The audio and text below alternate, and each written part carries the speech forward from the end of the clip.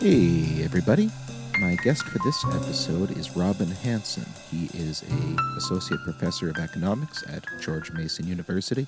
He authored the books The Age of M and The Elephant in the Brain, which he co-authored with Kevin Simler.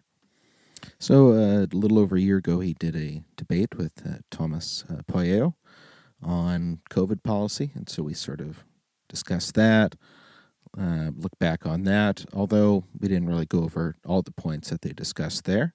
We sort of get off track a whole lot on a whole bunch of different topics that sort of branch off certain points. And we discussed quite a bit his political theory of Futarchy. And then at the end, we sort of move off from COVID, and he's discussed quite a bit his thoughts on the UAP issue. And so we discussed that for a little bit, really off track from the main topic of the program, COVID. And if you don't like that we talked about that, I guess too bad, I suppose. But if you want to hear something different, that is, getting a lot of buzz in the press, it's kind of interesting, I think. Well, here you go, little extra tidbit. Other than that, it was a fun talk. So enjoy the show, everybody. Cheers. All right. Well, thanks for coming on, Robin. I really, really appreciate this. And so a little over a year ago, you did it's called a debate, but it seemed like more of a really good discussion with Thomas Poyeo. And so I think we'll go over that. And I think we have a lot of other things to go over with COVID in general and your thoughts on the whole situation throughout the past year and such. But yeah, in that discussion, you made a lot of really excellent points. At first, you said, early on, the concept of containment seemed like it was a plausible idea and a good idea, but as time progressed on, it just seemed to be less and less feasible, and hard to comprehend how you could implicate some of that, particularly in the United States. And then on that, you notice, like, politically, like, how can you even manage something like that in the United States? So I guess we could just start with that point, run through some of these one at a time instead of me throwing them all out there. So as the years progressed, like, what could you see that the United States could have done differently from a political angle over the course of the past year? What would be allowed politically? Well, the easiest counterfactuals are at the very earliest stage of the scenario. So there have been lots of pandemics that were just stopped very early and then never became a big thing you hear about or remember because, they just got locked down right at the beginning. So we could have a Chinese counterfactual where the Chinese locked it down or even didn't prevent it from getting very far. And then it got out. And then we could have imagined a much stronger prevention effort from the United States to let it come in the United States. That would have been a scenario we could have imagined. Also, we could have imagined perhaps a sort of very strong lockdown of the sort that, say, the Chinese did in the United States, but that's a stretch because they went pretty far. And it's also hard to imagine a really strong travel ban, because once this thing spread around a lot of the world, then we would have had to really have strong bans on travel in the United States. But you can at least imagine those. And the problem is that once it gets out of a small local area, then other areas have fewer options for, so isolated islands, New Zealand, for example, or Taiwan, they had better options because they really could close down the border and just prevent much incoming traffic. So the question is, could a place like the United States actually close down the border like a place like that? But that's at least something you could imagine happening. But the longer it went and the farther the thing spread, then the fewer scenarios you could imagine where this thing just doesn't spread everywhere. And so then you're looking at sort of, instead of preventing it from coming in, but sort of slowing the spread by, masks and lockdowns and travel policies and things like that. And certainly, in some sense, the world did slow the spread relative to some maximal spread scenario, although plausibly much of that would have happened completely through private action. That is, when a pandemic was spreading, then people would get scared and they would stop going out and they would try to find an excuse to work from home or things like that, and companies would help them. So, and again, you were asking about political scenarios. That would be complete. If you could imagine politicians not doing something, which could be hard to imagine, they're willing to just say, it's up to you, go for it. We'll certainly, support you, but we're not going to tell you what to do. Then we would have had a scenario where there would have been a lot of mitigation via individuals choosing to wear masks, choosing to stay home, things like that. And then, it would have moved a bit farther, a bit faster, would have maybe been over sooner. And, those are some of the easy to explain, easy to imagine political alternatives. First, you just get it right and you lock it down. Mm-hmm. Second, you have a very strong, lockdown of the sort that islands had or some other totalitarian governments had. Or third, you basically say, it's up to you guys to do things. There's also an alternative scenario, like what if instead of having the US government go out and negotiate for vaccines and try to get to the front of the vaccine queue, what if we had just deregulated vaccines and told vaccine makers and medical players, go for it, experiment with things, figure out what works and sell it at whatever price you can get, and do whatever tests you think are appropriate and that you can convince customers that it might work. And that would have made a difference not in the first few months, but perhaps within 6 months. As we apparently the ideas for the vaccines that have worked were thrown together within a weekend of when the researchers got the actual virus code. And they could have, if allowed, done tests in 2 months, say, and had a vaccine on the market in 6, or maybe even 4. And that could have been a very different scenario. And I didn't talk much about it in the debate, but variolation would also have been an option where even without a vaccine, you just allow some small scale experiments with 100 or a few hundred people on different dosings and infection vectors of the actual virus itself, and finding less harmful variations. And maybe many people might have taken those. And again, that would be another scenario. Again, the hard thing to imagine the government letting him do it. It's not about imagining the government doing a complicated thing right. It's more about imagining them allowing that sort of thing to happen. But had they allowed, again, virus makers and variolation testers and everybody else to just come up with treatments and sell them at whatever the market would bear, not only would we have had stuff sooner, but they would have made a lot of money.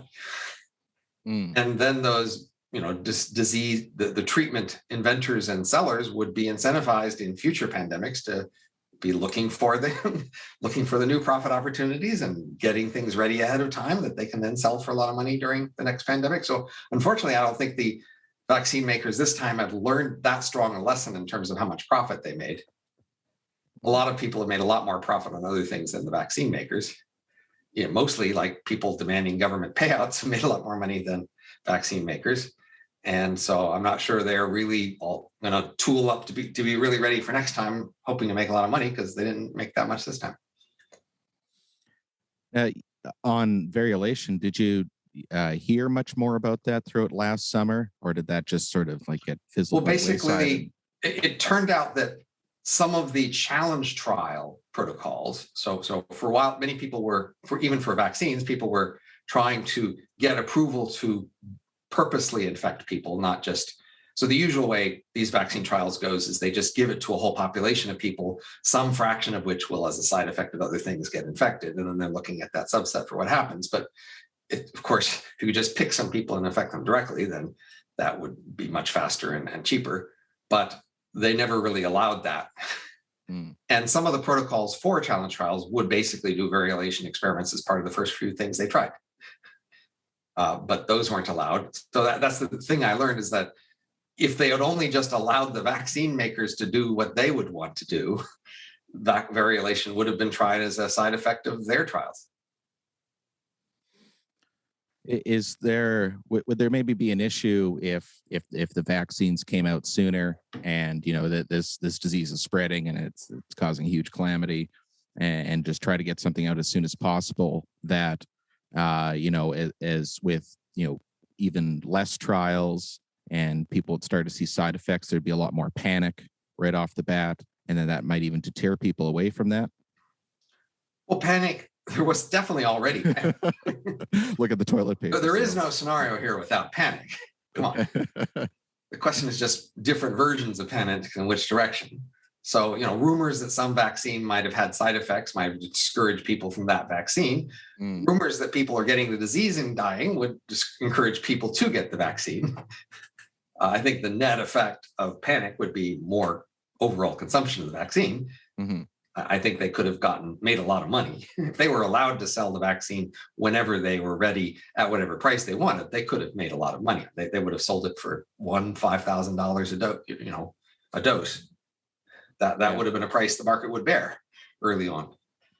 I mean, I know people who spent that much money to get the vaccine, even when it was free, because they called a lot for places to try to see who was open, and they flew to whole other cities. And I know some people went through a lot of work to try to get a vaccine early. Oh, really? And that was just jumping the gun by a month compared to other people, back in last December or something. Okay.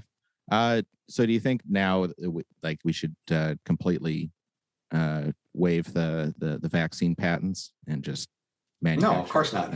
Oh, okay. Well, I mean, again, we could buy the patents. There is a case if you think not enough people are taking these things, the price is too high for just buying the patents from them. But again, you want to reward them for producing these things, and you want them next time to be eager to do it again. Mm-hmm. Stealing the patents from them at this point definitely sends the wrong message for next time. Yeah, well, I bring that up because that's what a lot of people are pushing for, and it's a recent activist cause, is that we need to push the patents aside and then ramp up this distribution. But then, as you point out, that can cause harm to incentive of further vaccine development, and then also the vaccine companies aren't. But there's a couple of other political counterfactuals that it's interesting to think through. One is just, why aren't we requiring this vaccine? We actually require, school children to get a lot of things, and newborn infants to do a lot of things. Compared to the justification for a lot of those, this looks a lot clearer. So some sort of political equilibrium made us think that we couldn't just require ordinary adults to get this vaccine. Or even to require that as a condition of getting out of your house, for example, or something like that. I mean, that's interesting. And also, early on in this thing, people were saying, well, if we just had the right sort of apps where people were tracked and, they had to tell the apps about their health or something, we could do a lot of things. And then people realized, no, we can't do that because we can't require people to take these apps, to use these apps. And I said, well, why? Why, in a crisis of this magnitude, couldn't you require people to have certain apps? How is that crazy? So these are interesting ways in which sort of our political equilibrium took some things off the table, even though we were willing to do enormous other things, right? Trillions of dollars in transfers and policies, yet we can't require an app. We can't even require the vaccine. Yeah, it might be inevitable. But you'd think of it in the U.S. in particular, if they wanted to do that, they would do it now. That demand is starting to slump a bit. But my first thought was maybe that they're not going to implement that and have to have the argument at the time, and they have a finite amount of supply, and there's enough people lining up to get it. But then once the demand starts to shrink a bit, then they'll implement something mandatory.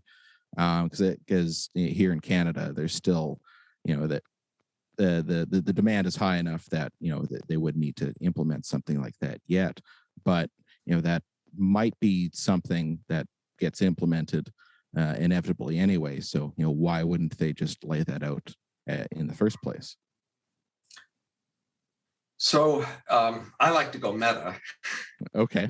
There's all these details of the specifics, but I prefer to sort of step back and ask what sort of overall lessons or what sort of overall things do we learn.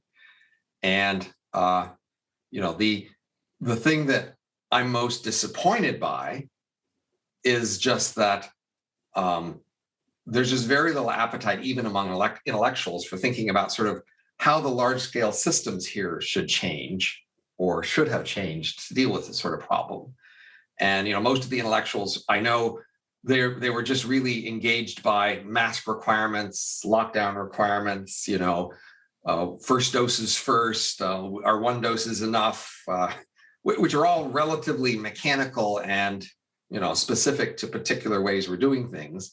They're not deep questions. I mean, they're important ones. Mm-hmm. And early on in the pandemic, sort of very basic issues like, should we open up the regulatory process to let people test things, or should we try to use legal liability as a way to enforce behavior? Those sorts of things people just weren't interested in talking about. Even intellectuals, there's just a sense in which the current world attitudes or elite attitudes, even among intellectuals, is just we do specific things, but we don't change systems. That's just not on the table. And the other interesting thing I think I learned was just to see in very short time scale the relationship between experts and elites. Mm-hmm. So it's important to understand in our world, we have experts, that is, people assigned to do very particular tasks who are expert on the various things. They have a government position or an academic position, and we expect those are the experts on a particular topic. And then we have this world of elites who are just generally smart people, or celebrities or other sorts of people who just talk a lot to each other about everything. And then when a pandemic comes, they talk about that, and then they talk among themselves and form opinions, and that becomes an elite opinion. And then that often doesn't necessarily agree with expert opinion. And the remarkable thing is that elite opinion wins. That is, as soon as the elites talk among themselves and decide on something, that's what happens. The experts all change their mind immediately and clearly and fall in line with expert opinion. Mm-hmm. And that's just how our world works. Basically, experts only decide things when elites don't care. If once elites decide they care and form an opinion, then the experts and the elites don't necessarily listen to the experts. I.e., they don't do what the experts say. So certainly early in the pandemic experts had their usual standard expertise advice, which you can read goes back many years. They hadn't invented it right there at the last moment. They didn't think masks were much of a deal. They didn't recommend that. They didn't recommend travel restrictions. That was just the standard expert advice about pandemics. And as soon as all the elites looked at this one and started talking to themselves, they changed their mind about those. And then immediately the experts changed their mind about those things too. And there wasn't data that changed anybody's mind at that point. It was just the elites talking and deciding thing. And then, of course, even lockdowns were also pretty not a thing that experts thought were the right thing to do. But the elites thought that sounded good. And then that's what we had. And so that's a really remarkable thing to learn about our world in general. And obviously it has advantages. When the experts are all screwed up, then the elites will let the experts sort of talk their talk when it doesn't matter that much. But as soon as the stakes get high, the elites say, okay, let's stop kidding ourselves.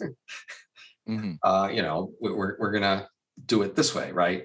And that's a warning about lots of things that might happen in future crises, future wars, aliens showing up in the sky. There's all sorts of ways in which our experts say certain things about how we deal with various future crises. And this shows us, well, no. What would happen is the elites would start talking among themselves about it, and they'd decide what they think is the common sense answer, and that's what we do. All these things the experts are saying about what we should do in those scenarios, that's not what we would do. And of course, it's a problem when the experts actually know more than elites. I mean, there are a lot of complicated topics in the world where elites' ordinary intuitions talking among themselves isn't in fact very well informed. And experts know things otherwise. And whenever there's a conflict there, the elites are just going to win. Yeah, like you mentioned the lockdowns, well now and a year ago, and the way they were implemented from the elite end, if you will, it wasn't so much that they had much of a strategy. It would seem it was just as you mentioned, like that's just the thing that you do. And so there was no long-term plan for containment, like you'd see with like France, for example, having this really austere lockdown implementation as far as first world standards are concerned. And then as soon as cases got to a point where they were just going to scale up again, even eventually anyway, they said, okay, that's good enough. So there didn't seem to be really much of sober thought into it. They just, it was a run through the motion, it seemed. So I'd say that the scenario that would kind of work is if there was like all these different experiments in the world, and elites looked at these different experiments and they said, okay, what Wuhan did worked, or what Korea worked, or Taiwan works. Let's just copy their whole package and just do exactly all the specific things they did, because that would be a demonstration of, look, that seems to have worked. But that's not how these things work. So basically, elites looked at all these experiments and they said to themselves, yeah, in general, that seems like, the sort of thing. And then people said lockdowns in general seem like a good idea. And then each group went and like made up their own variation. Mm-hmm. They didn't like respect the details, right? They didn't say, well, this is a package. We don't know why it works, but it seems to have worked. They just decided, well, it looks like they're doing some form of a lockdown. Let's try a lockdown over here. So elites are not very detail oriented. They don't have the capacity to sort of even respect a package of details and point to it and say, look, everybody, do what Wuhan did or do what Taiwan did. That's not the word that went around, hey, let's everybody copy Taiwan. The word that went around is, hey, everybody, let's do lockdown, whatever that is. And then each local group gets to decide what that is. Yeah, and that word in particular doesn't even seem to mean anything at this point. It's really lockdown. It's sort of whatever you make of it. And if looking at those three countries, say South Korea, Taiwan, China, it seemed like they looked more at China, but just taking a few factors and subtracting out of there, where maybe looking at Taiwan or South Korea would have been a better model. And not only did they sort of just take this abstract word lockdown, they just all did it at the same time across the entire world, somewhat independent of local timing considerations. Like in the United States, initially it's pretty open, and all of a sudden, because of what happens in New York, the whole country gets locked down. But in most of the country, it isn't very bad. And through, most of the country in the first few months of lockdown, people are going, I don't see much going on around here. Why am I locked down? And, that was part of the, pressure to pull it back, because it wasn't timed to local conditions. It was timed in terms of elite consensus around the world. Once the elites had all talked and decided this is the thing to do, then everybody wanted to look like they were with the elites doing what the elites had said to do. Yeah. And then on masks, a lot of the similar things happen, although I don't really think that there wasn't a consensus expert opinion. There was a group of experts that said like they're not really that necessary, and then another group of experts that say they're imperative. But like the elites then just went from no masks to masks, but sort of a weird implementation. Wear a mask, but whatever mask. So you can wear a mask that does almost absolutely nothing. Cloth mask, for example. A cloth mask that just doesn't really fit, but it has a nice cartoon character on it. And then an N95. I presume you've seen with me watching these sporting events where the coach is on the sideline with the mask on his chin. Yeah. In front of millions of viewers all watching this, saying, like, is this the rule that is being enforced here? Because nobody's making this coach put the mask on his mouth and nose. It's on his chin, and that seems to be okay. Yeah. So there's just no sense to it. And is there? You mentioned more looking at the meta issues. Is there any other broader system issues that people should be taking into broader consideration, considering the whole? I think yes. I think there are ways that we could have different systems for dealing with these problems. And in some sense, that's the most fundamental thing to learn out of a case like this, is how could we change our systems so that they dealt with these problems better. I mentioned that there just seemed to be very little appetite or interest, even among intellectuals, for discussing that. But still, assuming it's going to be a few years before you have the next thing like this, we should still be talking about that. We should still be discussing, well, yeah, but how should you deal with this sort of things? So as an economist, I think the economist's way of framing this and analyzing this is roughly right. You want to focus on the externalities. That's where you want to get the attention and the policy. So for things that just affect people, give them advice, but let them make the choices. It's when some people's choices affect other people. And so the key question is, how do you best deal with the externalities? And for some people, it's just, if you can identify any externality anywhere in the mix, that justifies full government running the whole thing, because they're just looking for an excuse to run the whole thing, because they don't really want people making local choices. They want somebody to run it. But if you will take seriously the idea that, no, we just want to run things minimally. We don't want to just find an excuse to tell everybody what to do. We want to have the minimal intervention so that the externalities will get dealt with, but people can otherwise, deal with their problems themselves. Then the question is, well, what would be the best targeted way to deal with this externality? So the key externality, it should be obvious, is infection. A infects B. B gets sick. B gets sick or maybe dies as a result of A, the interaction between A and B. That's the externality. So what you ideally want to do is target that interaction with policy. And ideally what you want to do is make A pay when A hurts B. And that's what our legal liability system is all about in a great many other places. You have an automobile accident, you sue the other person, right? They trip you on the sidewalk, you sue them. You libel them in the world, you sue them. Legal liability is all about dealing with A hurting B. So the obvious thing to consider in pandemics is legal liability as a solution to the incentive problem of A infects B. So then you want to ask, well, why does it look hard to do it that way? So the usual story is, well, how can you tell if A infected B? So if there's an automobile accident, the two cars smashed into each other, there's some, fender bent and paint scraped. And so you have evidence showing that A hurt B, right? Or if somebody slugs somebody around a crowd, we've got a crowd of witnesses to say, look, A slugged B, therefore we'll make them sue. So the hard question for a pandemic is, can we get evidence sufficient that A infected B? Because if we can, we've got this whole legal liability infrastructure all ready to deal with the problem. Because that is the one main externality. And if you can deal with that, all the rest falls into place, right? So the key question is, can you track A infecting B? So, I thought it through and I realized, well, you could at a bit of a cost, but maybe at a cost that would be worth it, when it seems to be a pandemic. So one thing is, like, if I suspected, so I'd say I got sick and I suspected it was you. Okay. How could I prove it was you?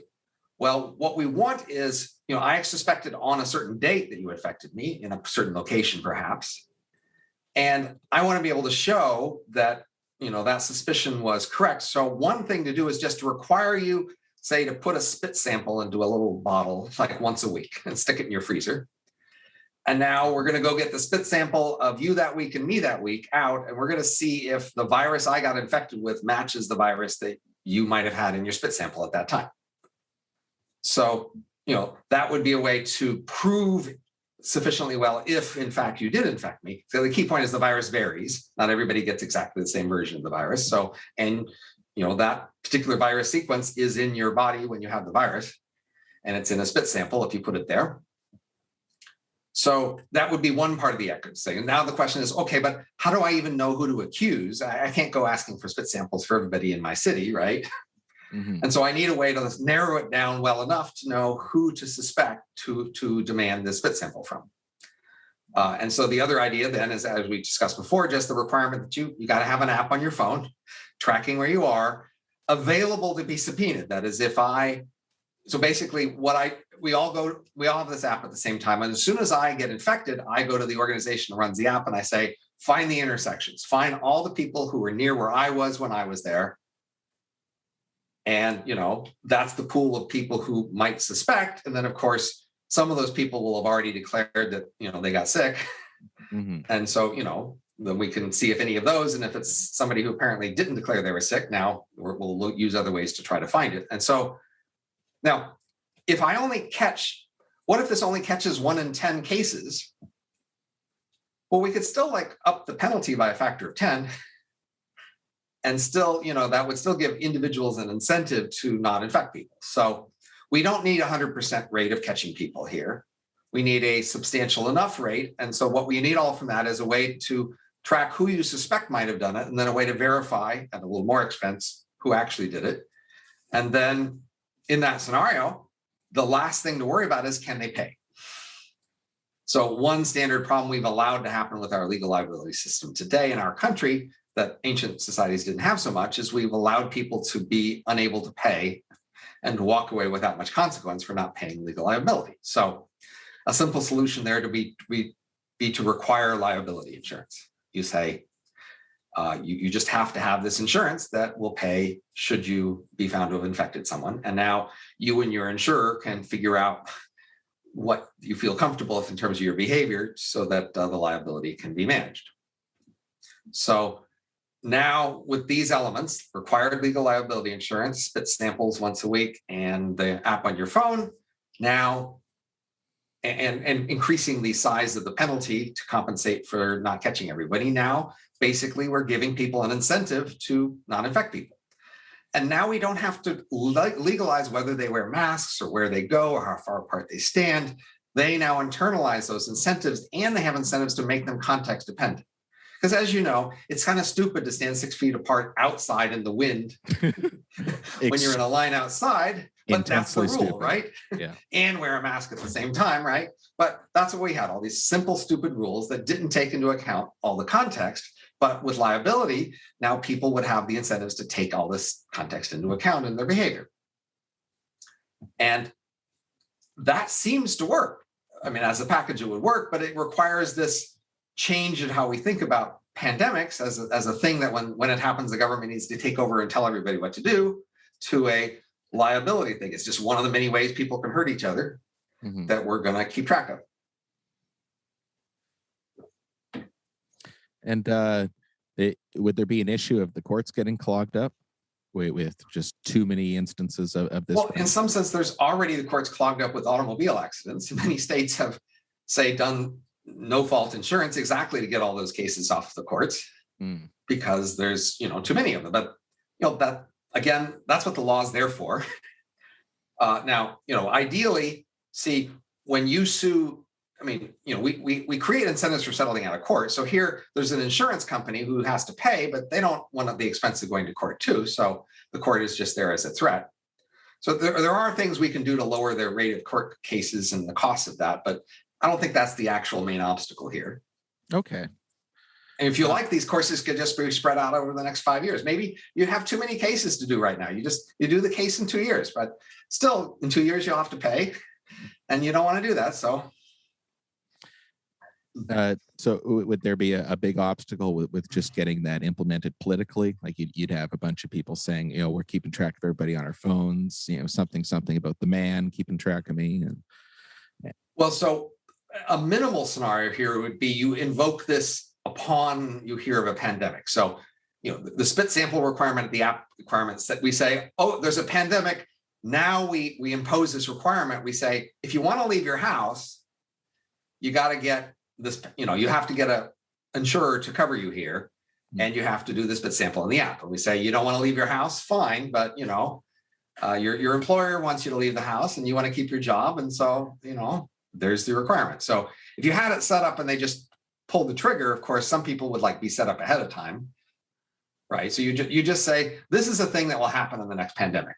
We don't know when that will be, but in the next pandemic, when we decide we will pull the trigger, we'll give you 1 week notice, say, in 1 week, you need to have your insurer cover this and be ready to have it on your phone, or you can't leave your house. That's what will happen when we pull the trigger. And now this year's in advance and you can get prepared as you like. But that would be the scenario. again, so the key idea here is just we're going to use liability to deal with how A hurts B. We have many ways already we use liability. So for example, we already require liability insurance for automobile accidents, right? We say you can't get in a car unless you have the insurance. We're already therefore anticipating you might have a problem paying. We're going to make sure you can pay.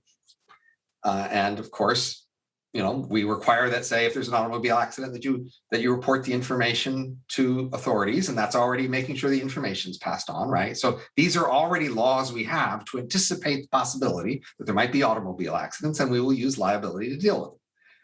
So the idea is just to say, okay, pandemics are another thing like car accidents that we need to have a system ready to deal with.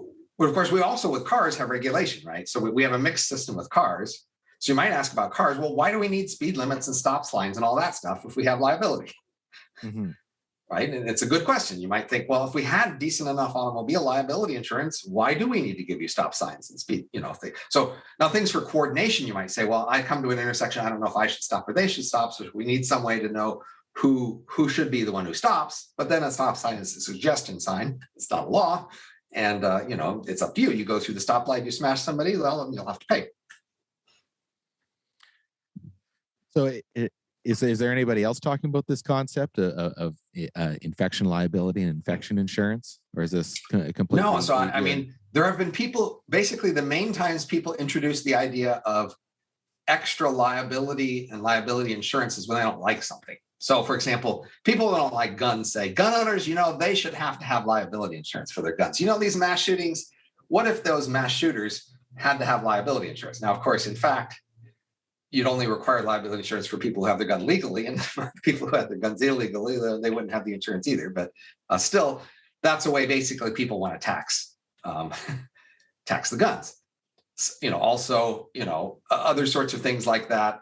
People, if you don't like people saying things on Twitter, then you want them to have liability insurance so that we could sue them for the things they said on Twitter, right? That's a way of making people shut up on Twitter by adding this. So people basically selectively take things they don't like and they say that there should be liability for that and you should be required to get liability insurance, knowing full well that will be a tax on that thing, and then people will do less of it. Now, I would just say, fine, let's just do that for everything. I might be willing to go farther and say, fine, let's just require you to have liability insurance for everything. For every harm you might do, you need somebody who stands there ready to pay if you can't pay for it. All of them, Twitter rants, guns, infections, if they're there for everything. Mm-hmm. And once you go there, then you think, well, that actually helps us deal with criminal law more generally. So our criminal law system is actually pretty broken, and that actually seems like a decent way to deal with criminal law more generally. So as you may know, prison is terribly inefficient. It's the least efficient way to punish people, especially nice prison. So in terms of the cost it takes to fund the punishment and the actual amount of punishment they suffer, we pay huge amounts. The most efficient form of punishment is a fine, because for every dollar they get hurt, then you get $1.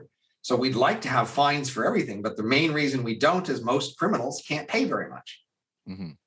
Well, we can fix that with this insurance scenario. Well, every potential criminal has to have an insurer ready to pay on their behalf should they commit a crime. And now we do punish efficiently through fines. Now, to be clear, the scenario would be you and your insurer will make a contract about what happens to you. So they, find you, if you're found guilty of, say, pickpocketing, well, the insurer will pay, but then something else will happen to you, which is specified in the contract between you and your insurer. But now you and your insurer can look in a large space of ways to make sure you don't pickpocket. So, they could torture you, or they could put you in their own jail they pay for, or they could, put you in a stockade and have people throw tomatoes at you, or they could just be allowed to track your emails and have an ankle bracelet. Or even, limits on where you can go or curfew times. Whatever you and your insurer want to agree on, the rest of us will support. And now, you and your insurer will look for the most cost-effective ways to make sure you don't commit crimes. So I call this a voucher, this insurer, to evoke this sort of idea that in ancient societies, we had people vouch for things. So for example, we do that today. If you want to go on a military base, somebody needs to vouch for you to go on the base. If you want a contractor, they need to be bonded. What does that mean? Somebody basically agrees to pay. In an ancient society, if a stranger walked into town, you didn't want to interact with the stranger, because if they hurt you and ran out of town, you didn't have much recourse. But the way they dealt with that is somebody in town would say, I vouch for them. This outsider, I vouch for them. You can deal with them. And if that goes wrong, it's on me. And that allows some stranger from outside of town to come into town and interact with people. It's an ancient solution. So the idea is we should just do a lot more of that in our society. We kind of went wrong so the ancient legal societies, they had liability, and that was actually pretty strong, because if you couldn't pay cash fine, they would sell you into slavery to make you pay for it. And if you couldn't pay enough, they would take it from your family. So ancient societies really had ways to make you pay their fines. So we stopped being willing to do those sorts of things. We stopped selling people into slavery to make them pay their fines. We stopped taking the money from the family. And that meant fines were less effective. And then we had a crime problem. And then we introduced government police and government jails and things like that as a solution to that crime problem. Whereas we could have gone in the direction I'm suggesting, vouchers. You have somebody who stands ready to vouch for you, but we enforce your contract with them, and they will then work with you to lower your risk. So that covers the deterrence aspect of that. What about the public safety aspect for people who are violent criminals? Well, we want to deter public safety violations. Then it is the same problem. But some people with their condition, that they're just gonna any deterrence. There's going to be those who just deterrence doesn't matter. So the key requirement is you have to get a voucher. If nobody will vouch for you, then you can't be here. Maybe we have a public option, which is an internment camp of some sort. But basically, you can't be on the streets unless you've got the voucher. So if you look like a public safety risk and nobody is willing to cover your risk for the premium you're willing to pay, then you just can't be around. So some people who don't like immigration have said, well, we should make immigrants have liability insurance. That's just a way to tax immigrants. But in some sense, this proposal says, well, everybody's now an immigrant by the standard. You don't have a right to be anywhere. You can only be somewhere if somebody vouches for the harm you might do when you are there. And that's anywhere in our societies, any public library, street, mall, anywhere, you do not have a right to be there.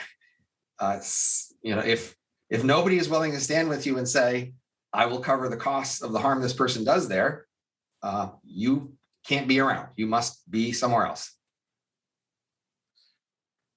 Yeah, that would all radically shift the nature of society in general.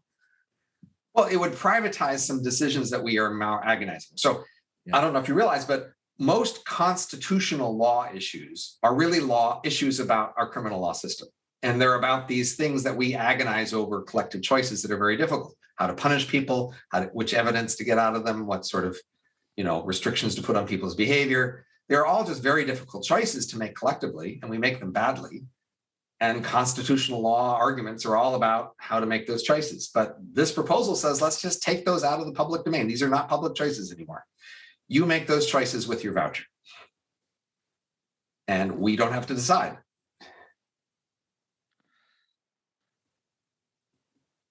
Interesting. What about, I'm just trying to come up with some counters. Let's say a system like in Norway where criminal activity is already really low because there's just not a lot of poor people. Well, premiums are low then. Oh, okay. So it's a competitive market for what you pay for the voucher. If the risks are low, then the competition will make the premiums low. Just like you have a much higher premium for automobile accidents than you do, accidents in a helicopter because you don't drive a helicopter. So risk is really low, right? So when the risk is low, now, I think more people would say, what about the person who, the risk is high? What do we do with them exactly?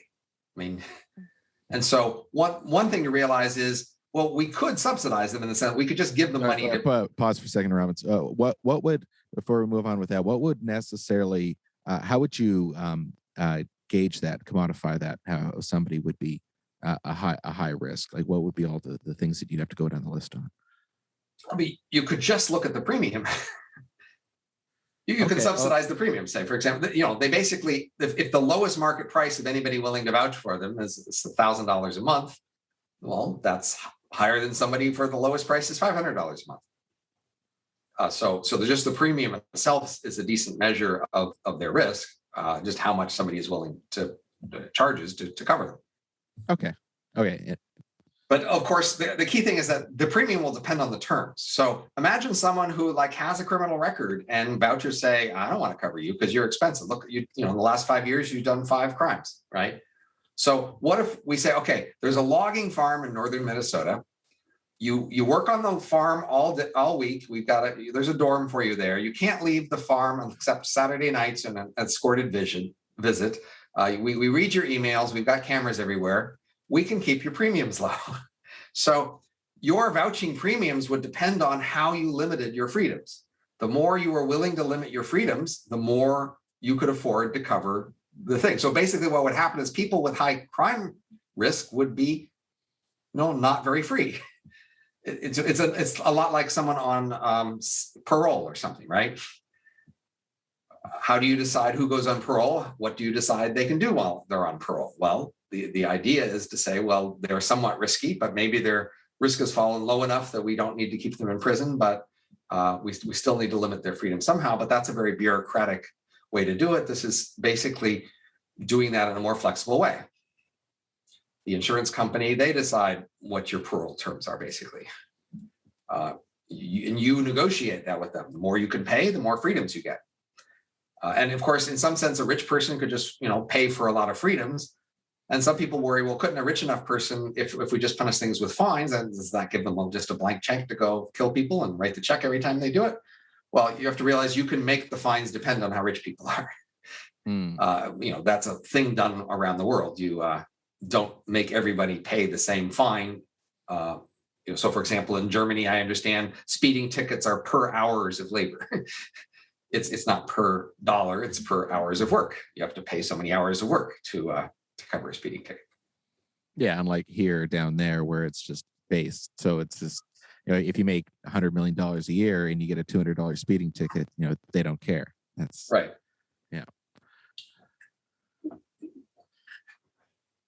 Well, that's all very interesting. I'm going to be thinking about all of this for a while. These are all concepts I've never. So I've thought for a while about how to sort of fix a lot of institutional problems we have in the world. And one of the exciting things about something like a pandemic is you get to try to focus people's attention on that problem and how we could fix it. And again, I'm disappointed that people just weren't interested in thinking about system changes. They just wanted to know very concrete things. Can masks be cloth? We'll argue about that. And should it be 6 feet or 5 feet apart? And that's what basically everybody wanted to argue, is just sort of the details of the rules, not the overall system. Yeah, I'm really enjoying this. Do you have some other ones? Well, in terms of institutional changes. Yes. Yeah. Well, in terms of what we were just talking about, you could replace police with bounty hunters. So once you have fines as the main way, say, to punish a crime, now a portion of that fine can be a bounty. And now we can break the blue wall of silence. So as you know, today, the police have rules, but they don't really have to follow them because they know that other police won't really enforce the rules on them. So even though, they're supposed to follow the same rules the rest of us, they actually have a lot of impunity. They can just do a lot of things and break a lot of rules. And that's a problem when they don't like you, as many people have noticed in the last year or so, right? So if you replace official government police with bounty hunters, what that means is whoever is the first person to come to court with evidence to say this person committed this crime, well, they get the bounty. And now we have to be more honest about what crimes we care about. So as you may know, today, officially, say murder counts the same for everybody. Officially, battery counts the same for everybody. But unofficially, the police are told which neighborhoods matter more. Right. Right. And so they have priorities. And so, in fact, some crimes are much more higher priority for them than others because that's where their political support comes from. Now, you could replicate that with bounties, but you have to be more open about it. You have to say, well, a battery in this neighborhood is $100,000, whereas a battery in that neighborhood is $5,000 because those people don't matter as much. You'd have to be more open about that in setting the bounties. It's possible, but I expect people would be more reluctant to be as blatant about those differences. So if you set a $50,000 bounty on battery and it's valid anywhere in the city for any battery, you know what? They're going to find the easiest batteries they can find wherever they are to get their 50,000. And that would mean the laws actually get enforced. And so another thing we have is we have a lot of laws on the books that don't actually get enforced because people don't really mean it. Laws against, say, adultery or even prostitution don't often get, or drugs even don't often get enforced against the wrong people, at least. There's still adultery laws? Yes. Oh, okay. You are. But again, it's just on the books because people don't feel good about taking them off, but they also don't feel good about enforcing them. Mm-hmm. And so we have laws on, one of the main reasons we have so many laws is that we just sometimes like to support the idea of a law, even if we don't actually want to enforce the law. And so that gives police a lot of discretion. Police have a lot of power in our world, not only because they don't have to follow the rules, but because they have all these rules they can enforce. But the standard story, you follow anybody for 5 hours, you're going to find some law they broke. And, if they want to get somebody, they can. And of course, they have the ability to pressure anybody to testify against you through plea bargaining, because they can find something on them and then threaten to prosecute them unless they testify against you. And so we have somewhat of a police state. I don't think people really have thought through what that term means, but we have one. We have police with pretty strong, pretty arbitrary powers.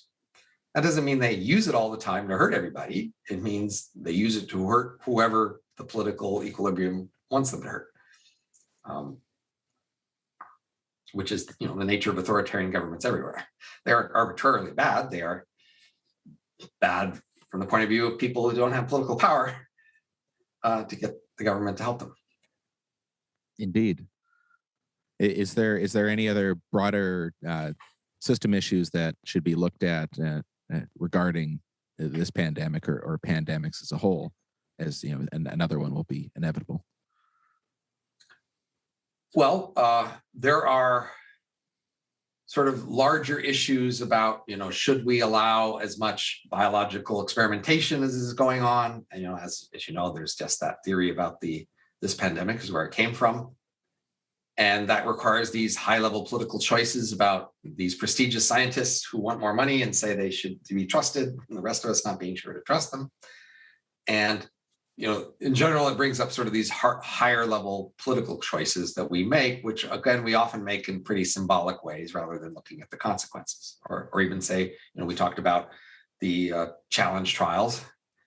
And that seems to be more that medical ethics people just have their way of thinking and their way of doing these calculations, and they aren't very responsive to sort of the size of the problem being addressed or the gains that could be had.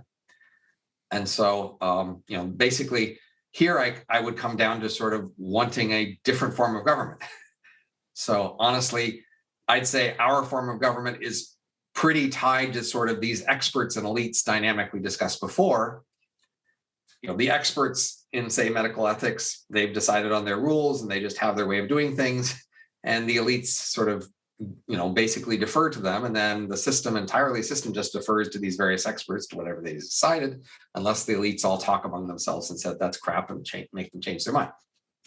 But, none of this is very responsive sort of overall information about what's effective. It doesn't induce people to put effort into figuring out what's effective and then, policy, because policy doesn't respond to them. But I actually have designed a alternative form of government where policy would respond to these things and would respond in strong and immediate ways. So that's I would love nothing more than to hear that. Okay, so I gave it the cute name Futarchy, but it's really something decision markets. And I'll explain it to you in the context of a smaller problem. How do we know when to fire the CEO? So imagine we have a public company. It's got a stock price. There's a CEO. And the question is the CEO worth their wage relative to the other people we could put in their spot? So I will describe a simple mechanism to make that decision. And then we can talk about how to generalize that mechanism to all of government. So this is for corporate governance. How do we decide when to fire the CEO? So an ordinary stock market, as you know, trades stock for cash. If the price of the stock is $17, then, if you think that's too low, then you buy. The price goes up to 18, then you could sell and you made a buck, right? If you think the price now is too high, you sell. Price goes down to 16, you buy it back, you made a buck. So that's an ordinary stock market. And that creates incentives for people to set the price well. And when they do that, they average over all the scenarios they think the company could be in, how much the stock is worth in each one. And they average those together to get what they think the overall average price of the stock is. So I'm going to propose for every company like this to make 2 new markets. These are also stock markets, but they are conditional stock markets, called off stock markets. So the way it works is here we're going to trade stock for cash, but that trade will be called off, i.e. pretend as if it never happened, if the CEO leaves the company by the end of this quarter. And that's in one of the markets. And the other market, the trade is called off if the CEO stays until the end of the quarter.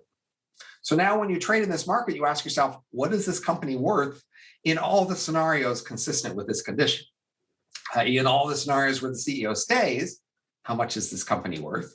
And in all the scenario where the CEO leaves, how much is this company worth? And those can be different prices. Mm-hmm. And the difference between those prices is exactly the speculator's estimate of the value of this CEO for the company.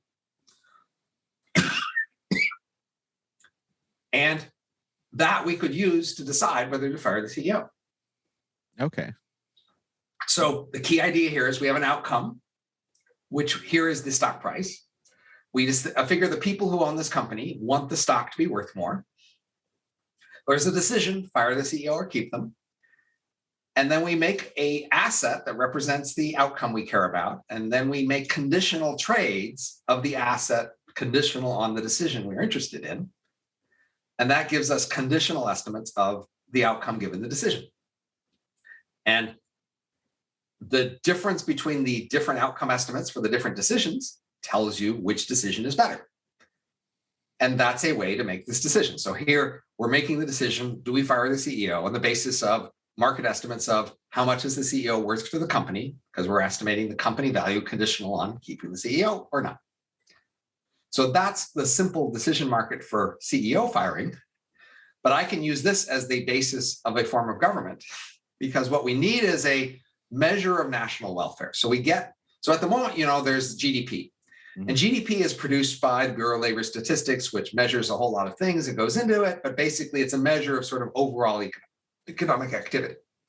Well, we could make a measure of national welfare that included more things than GDP. It could include how much leisure we have and how nice our environment is, and maybe how much international respect we have, whatever we want. But we basically take a bunch of numbers and we add them up. And now this is national welfare.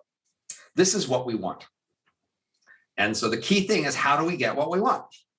So if this number goes up, we got more of what we want. If it goes down, we got less. So the idea is at any one time, we have a bunch of laws. And as you know, basic system of government, you have some laws and you have a bill proposed to change the laws. The question is, how do you decide which bills to pass? Well, here, the way we decide if to pass a bill is we have this conditional market. We have a market estimating national welfare if the bill passes, and a market estimating national welfare if the bill doesn't pass. And the difference between those two numbers is whether this bill will increase national welfare. So the form of government is we have a series of bills proposed. Each one gets evaluated this way. The ones that are approved become law, and we just continue to adopt bills that speculators estimate will improve national welfare.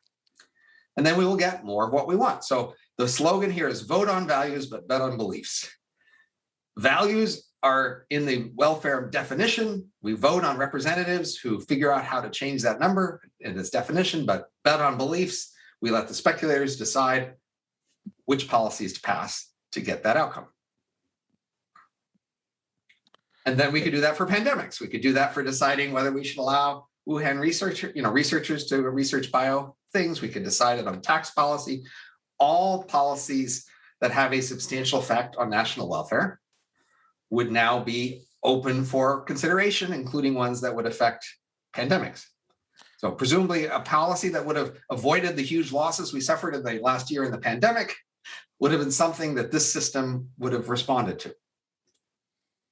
So the representatives that, just make sure I have this right. So the representatives being elected, they're not really, they're just writing the bills. They're not passing the bills, and then there's that evaluation to see the merit of the bills. And well, so we need a sort of an agenda process deciding which bills do we consider. So there are several ways to do that. I would actually prefer an auction. People have to pay money to get their bill onto the agenda. But what the legislator's official job is to pass bills that change the national welfare definition. How much do trees count? How much do bushes count? How much do fish count? How much do puppies count? They would just make some weights that go into all the things we care about, and they decide on the weights. They decide what we care about. That's the main job of the representatives. Vote on values.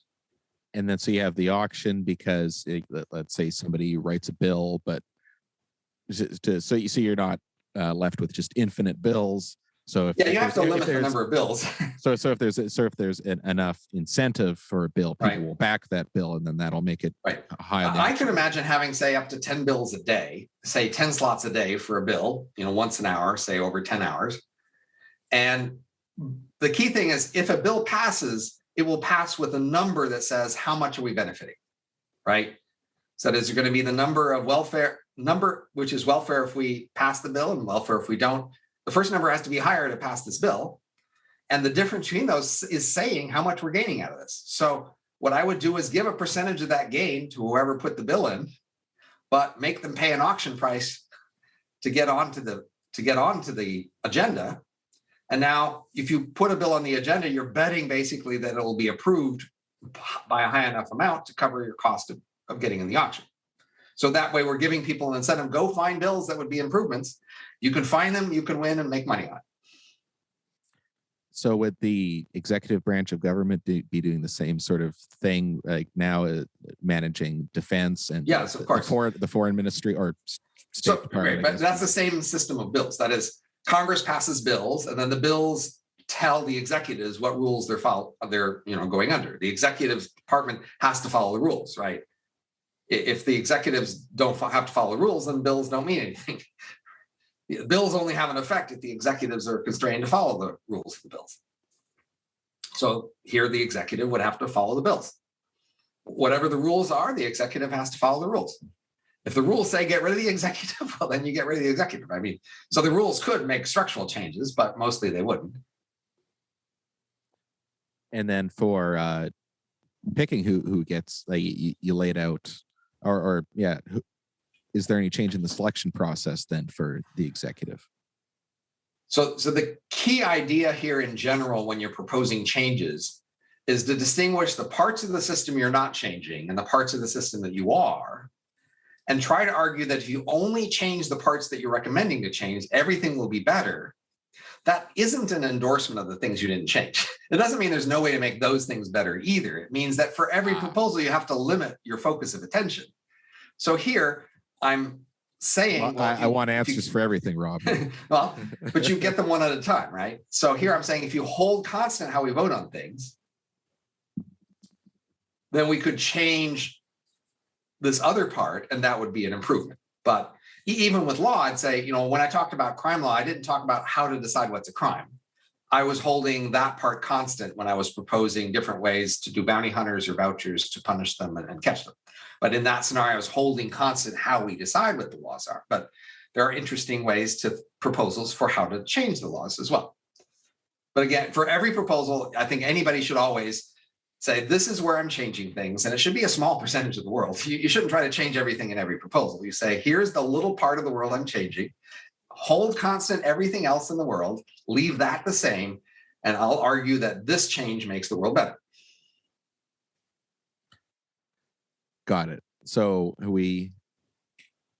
back to gain. So this we got on this track, I think, from gain of function research. So with gain of function research, then people there'd have to be, that'd be in a bill, and then people would look at this and say, that this isn't worthy, and then it gets thrown in the dumpster. The speculators would say, for example, maybe you propose to ban all of that research, and then the speculators say, what do I think the effect of that is? And now a problem is if the effect is too small, the market just won't have any advice, right? So the system I outlined is really only effective for big changes. Something that's going to, like, just at the beginning of the pandemic policy would be big, right? Because it had a big effect on the economy, a big effect on society. So, but you would still be wanting to look at big changes. So, ahead of time, if a particular regulation of a particular kind of research was a small change, the market just won't respond to that. So you would have to bundle them together into a bigger change. You'd say, well, here's a new way to decide about all the different research policies, which one should be allowed or not. And then, if that's a big enough change to have a big effect, then the market will score it as different, and now we can go with it. Okay. And so in that hypothetical scenario, could you see then gain of function research not really getting passed by the speculators? Well, again, there's going to be a status quo laws, and the bills will be to change the status quo. So at the moment, the status quo is this research is allowed. So now you need a bill to ban it somehow, or to limit it somehow. And the question is, would a bill targeted at that very specific thing have a big enough effect? It might not, in which case maybe you need to propose some new way we decide all of science research, say. And then as part of this larger package of a policy of ways to change a lot of things, that part would change as well. So that's a basic nature of my proposal. It's only a way to change big things. It will have to approve other systems for changing small things because it can't do them. Okay, gotcha. I guess then still on gain of function research, I guess back to how things are occurring now. Do you see any sorts of changes happening with that, or will it seems impossible at this point that we'll be able to figure out what actually occurs. Maybe I'm wrong there. And then it's been a whole mess surrounding the issue, because if you mentioned it, which a lot of people legitimately did a year ago, they were insanely demonized. Right. I mean, a lot will depend on basically what the consensus ends up being. So we were talking about where we see the gain of function research situation going in the long term. I was just saying, that's a very specific thing. So it'll be about the political fallout. If the consensus is that was a big risk, then they will probably try to regulate it. But prestigious academics have a lot of political pull, which is mainly why, they have been allowed to do pretty much what they want. So it'll be a substantial, effort to rein them in, but that might happen. But of course, it's fighting the last war, so I'm not sure it'll make a big difference for the next crisis, but that's... I guess we got off on all sorts of great tangents here, but I'll pull back to one thing that we were talking about at the beginning, and that's sort of managing different strategies. And so when you were talking with Poyeo a year ago, like he mentioned that, there's 50 odd countries that are doing great, and you mentioned, well, so far, and that had some great foresight to it, and so that really got whittled down to presently like Taiwan, New Zealand, Australia, and then New Brunswick and Prince Edward Island. And so with the New Brunswick being the only exception there, everything else being islands. Is there could you see that within the United States, that if you took one of the states, I'm not sure which one besides Hawaii, like maybe Vermont or something, and they implemented their own different strategy and tried to isolate cases a lot more and contain the cases a lot more and zone in on elimination, that they could make that function. And then within federalism, it's just sort of a few other states might see that, hey, that works here, and then it goes further, sort of like marijuana legislation. Like one state does it, and everybody, it doesn't go off the rails, and so then but that's a long, slow process, and we just didn't have time for that here, right? Yeah. So here it's mainly about transmissions across borders, and if one place does a good job internally, except that stuff comes in through the border, then it's just going to take a long time for other people to try to copy their internal thing, and it just ends up being too late. So we are seeing that the main places in the world that have escaped this are places that are islands. Now, other places have done a better job, mainly because people there aren't as old. So this is a disease that mainly hits the oldest people the hardest. So even India, which had a big burst before, is still doing much better per capita than, say, Brazil or the United States or Europe, mainly because they don't have as many old people there, and this thing doesn't hit them. So certainly a lot of places, or in Africa, has actually done pretty well, at least by usual stats. Well, they also don't have as many old people, and so if you're not as old and sickly, then this doesn't hit you so hard. Yeah, fair enough. And you mentioned before that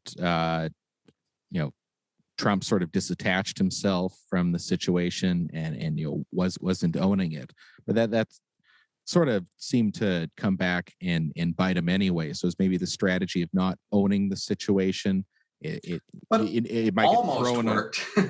So as you may know, the FDA, I guess, sort of screwed him because they set it up so that the results of the vaccine experiments would not be reported before the election.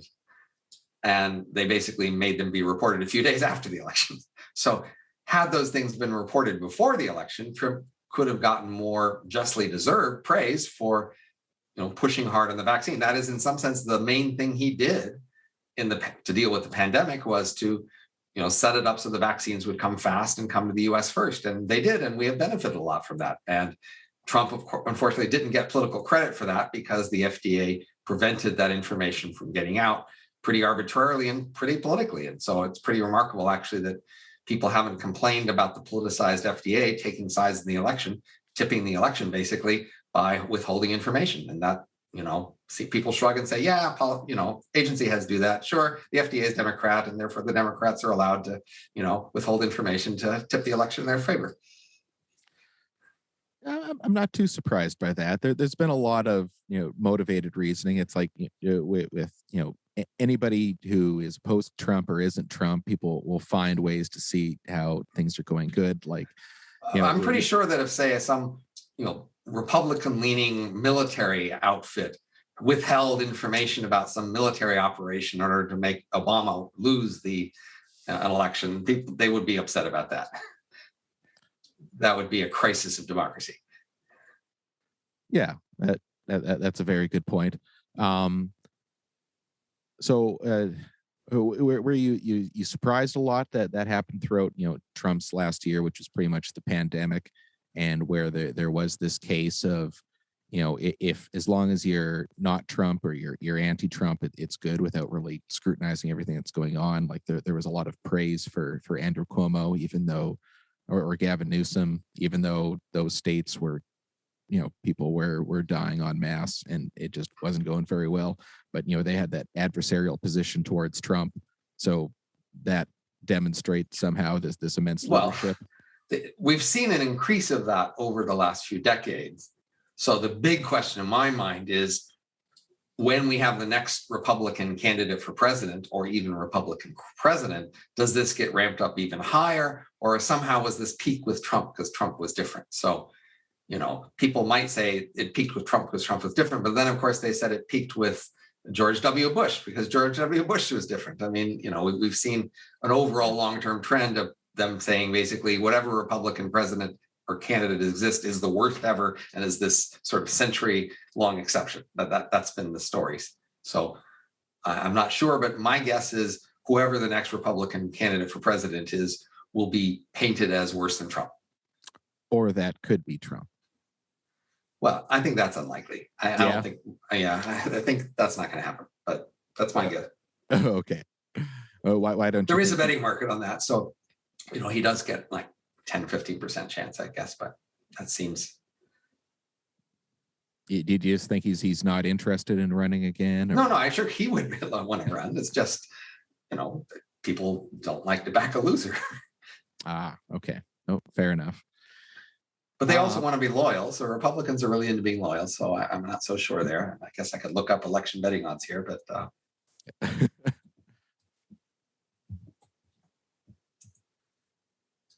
what do we have right now at the current moment? Trump has a 5% chance of being nominated and a 10% chance of being president.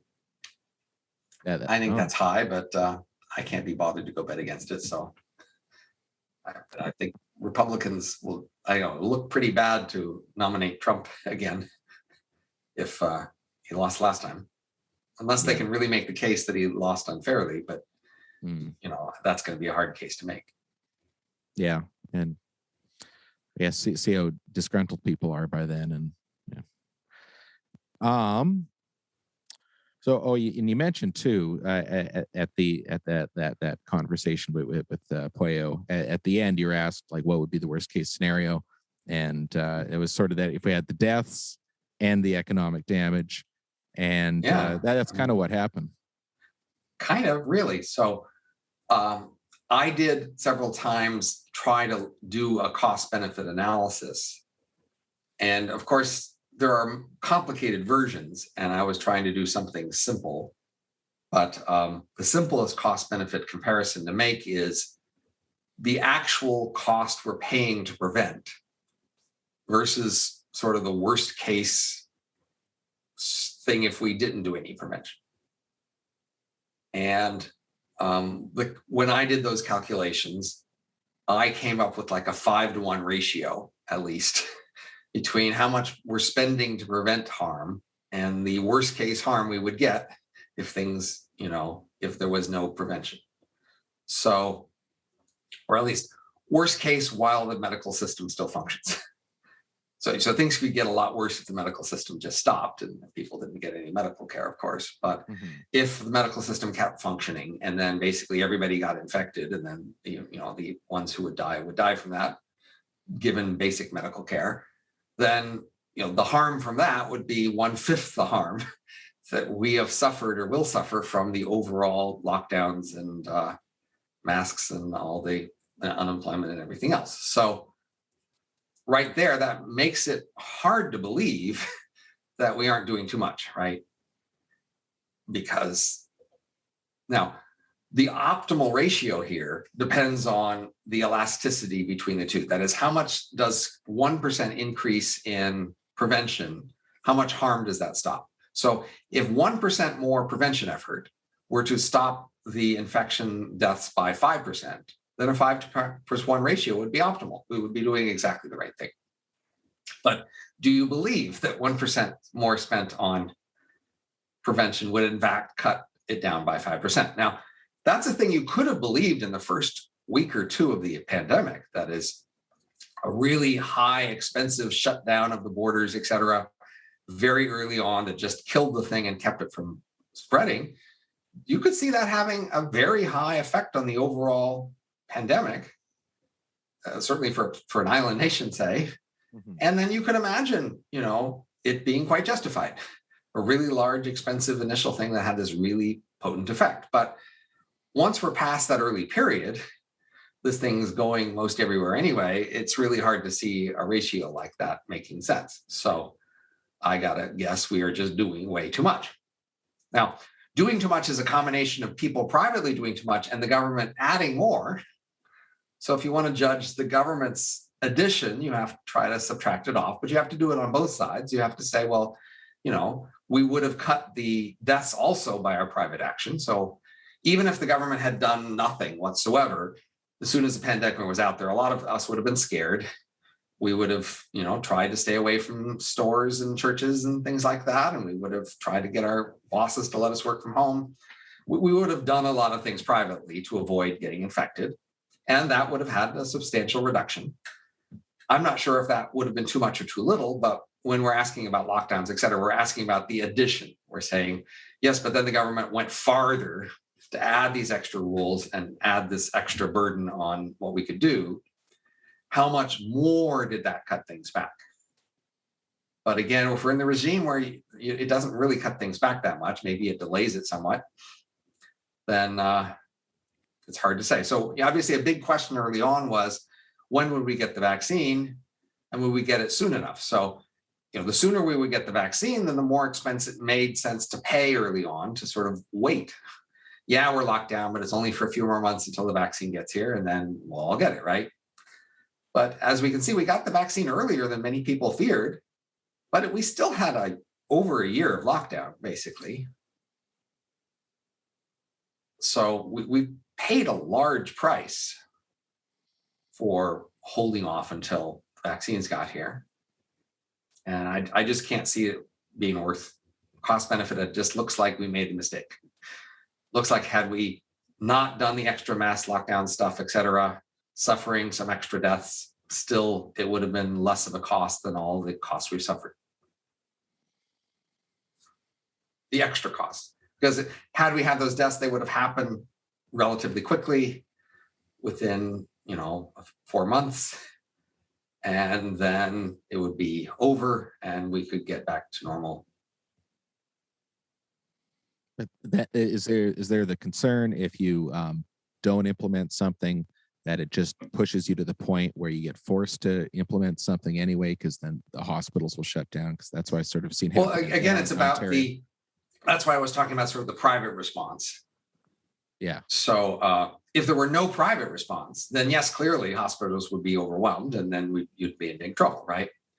And we did see hospitals overwhelmed when the private world sort of got blindsided and they never got a chance to respond, right? So in New York or in Milan or even in Wuhan, right? If people don't know this thing's coming, then it's got some time delay to spread around before people can react to seeing that it's there, and then you can get some pretty severe problems, right? But once people react and hear about it and change their behavior, now you're not going to be in nearly as an extreme scenario to overwhelm the hospitals, because people will be scared and hiding. But unfortunately, like, the government's response was just as delayed as the private response would have been. If you say, well, the government could react more quickly, and that's why it needs to react first. Or more so. Yeah. But the more so is less of an issue than quickly, right? If the government acted very strongly, very quickly in January, say, of 2020, well, that's a whole different scenario, right? By the time mid-March comes and the government decides to start acting strongly, well, that's about the time that everybody else is thinking they want to act strongly, right? Now, again, the government does more, but it doesn't do it early. It just does more at the same time that everybody else would do something. So that's how it appears, at least in the United States. What I see is that the lockdowns from the government were happening just about the time everybody was talking to themselves about what they were going to do and how they were going to run away, basically. So from all the cost that's accrued, what are some long-term issues that you can see coming up? Because in a lot of countries, like Canada is actually the worst for this increase in debt to GDP ratio of not just government debt but household debt, and a lot of countries have really pumped out the debt in quite large quantities, and this could still, we still don't know how the vaccine scenario is going to run, and right, it ain't over till it's over.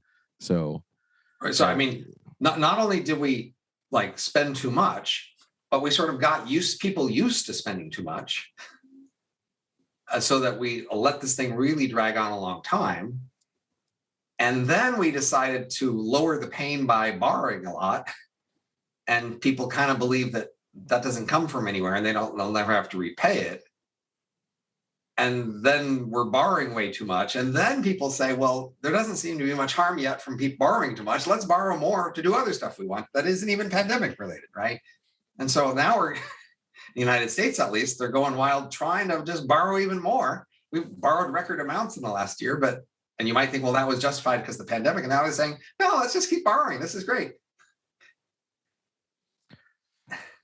So what are some problems that you see happening long term from all that extensive? Well, I mean, it's a very standard scenario. You borrow too much, and then later on, you don't have a place to borrow when there's another crisis to need it for. And of course, all the money you're spending on borrowing money, you're using to distort the rest of the economy. So, for example, at the moment, a lot of people aren't that eager to get back to work because they still got checks coming from the government. So it's, we're getting the delay in getting the economy back to full activity from incentivizing people not to work. Did you see any possibilities of any large scale inflation or anything of that sort occurring? I'm not a macro expert, so I won't speak to that. So that's just, fair enough. I basically know I have opinions on enough different topics that I don't feel I need to have opinions on topics where I just haven't done much expertise. So my PhD is from Caltech, and Caltech social science did not teach macro.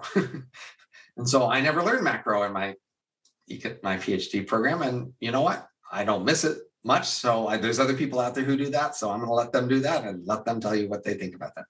Not my thing. Oh, that sounds fine to me. I guess we could jump over to I heard Sam Harris commenting on this, that throughout the whole pandemic, like people have just you have people running in completely different universes. And you have some swath of people that have one completely different perception than others, and that there is no common consensus as to what is even going on. Nobody can even agree on any sort of facts, and I think we touched on some of that already. Has all of that sort of surprised you? Would you have anticipated that, like, let's say somebody told you in 2019 that there's going to be this big pandemic and, this level of confusion and civil animosity is going to occur, and, what could be done to sort of try to resolve that dilemma? I guess the way I'd see it is to say that it's a pretty hard to see crisis. Because most people aren't in hospitals, most people aren't counting the dead, and in fact, most of the people who are dying are people who are going to die pretty soon anyway. And there's already like this fluctuation year to year in how many die in flu, and I mean this year isn't that far out of whack from previous years. And so fundamentally, this is about perception and about what people want to perceive, and it's kind of scary, but I guess kind of believable that we're in a world where when people look around themselves, everything just looks peaceful and prosperous and okay, but news and politics tells them there are these terrible things happening out there, and they really kind of like being involved in that conversation about these terrible things happening out there that they don't see much themselves. And so there's this just whole independent dynamic of people talk about a problem, therefore it is a problem, therefore we have to do something, and therefore here we are in my world doing something, and we don't necessarily see the fix that the thing we're doing is fixing, but we tell ourselves it's an important problem and we do it. I mean, but this has been going on for a while, and it's much bigger than people realize already. So, I have this book, The Elephant in the Brain, that we mentioned before, and basically the entire medical system is basically, when people get more medicine, they aren't actually on healthier on average. So we're basically wasting this enormous money on the entire medical system. And the educational system is similar in the sense that hardly anybody actually learns anything useful in school, at least, after or even in high school. And yet we all think we need school and we all think we need medicine. And so these are all just huge systems of spending and waste, all based on people's beliefs about what they need and what they tell themselves they need, independent of what's actually going on there. I mean, this is a scenario that makes you kind of wish for a war, because in a war, at least there's a concrete thing that's going wrong and a concrete thing you need to do. But of course, if you make up a war that's a tiny little war and you tell everybody it's huge, you have similar sorts of problems. And we've done that sort of thing in the past. So honestly, this is just par for the course. Okay. In the past, we've had pandemics that were much bigger deals where people could see they were bigger deals. And then, they also screwed them up a lot. As you may know, the pandemic a century ago that happened during World War I was played down a lot because World War I policy took priority over pandemic policy. And people didn't want to admit that pandemics were causing problems because that might make them not. So, for example, a lot of soldiers caught the pandemic in the ships on the way off to Europe because we refused to admit that that was a pandemic risk that they could catch them on these ships where they were all crammed together, because that would interfere with our commitment to the war in Europe.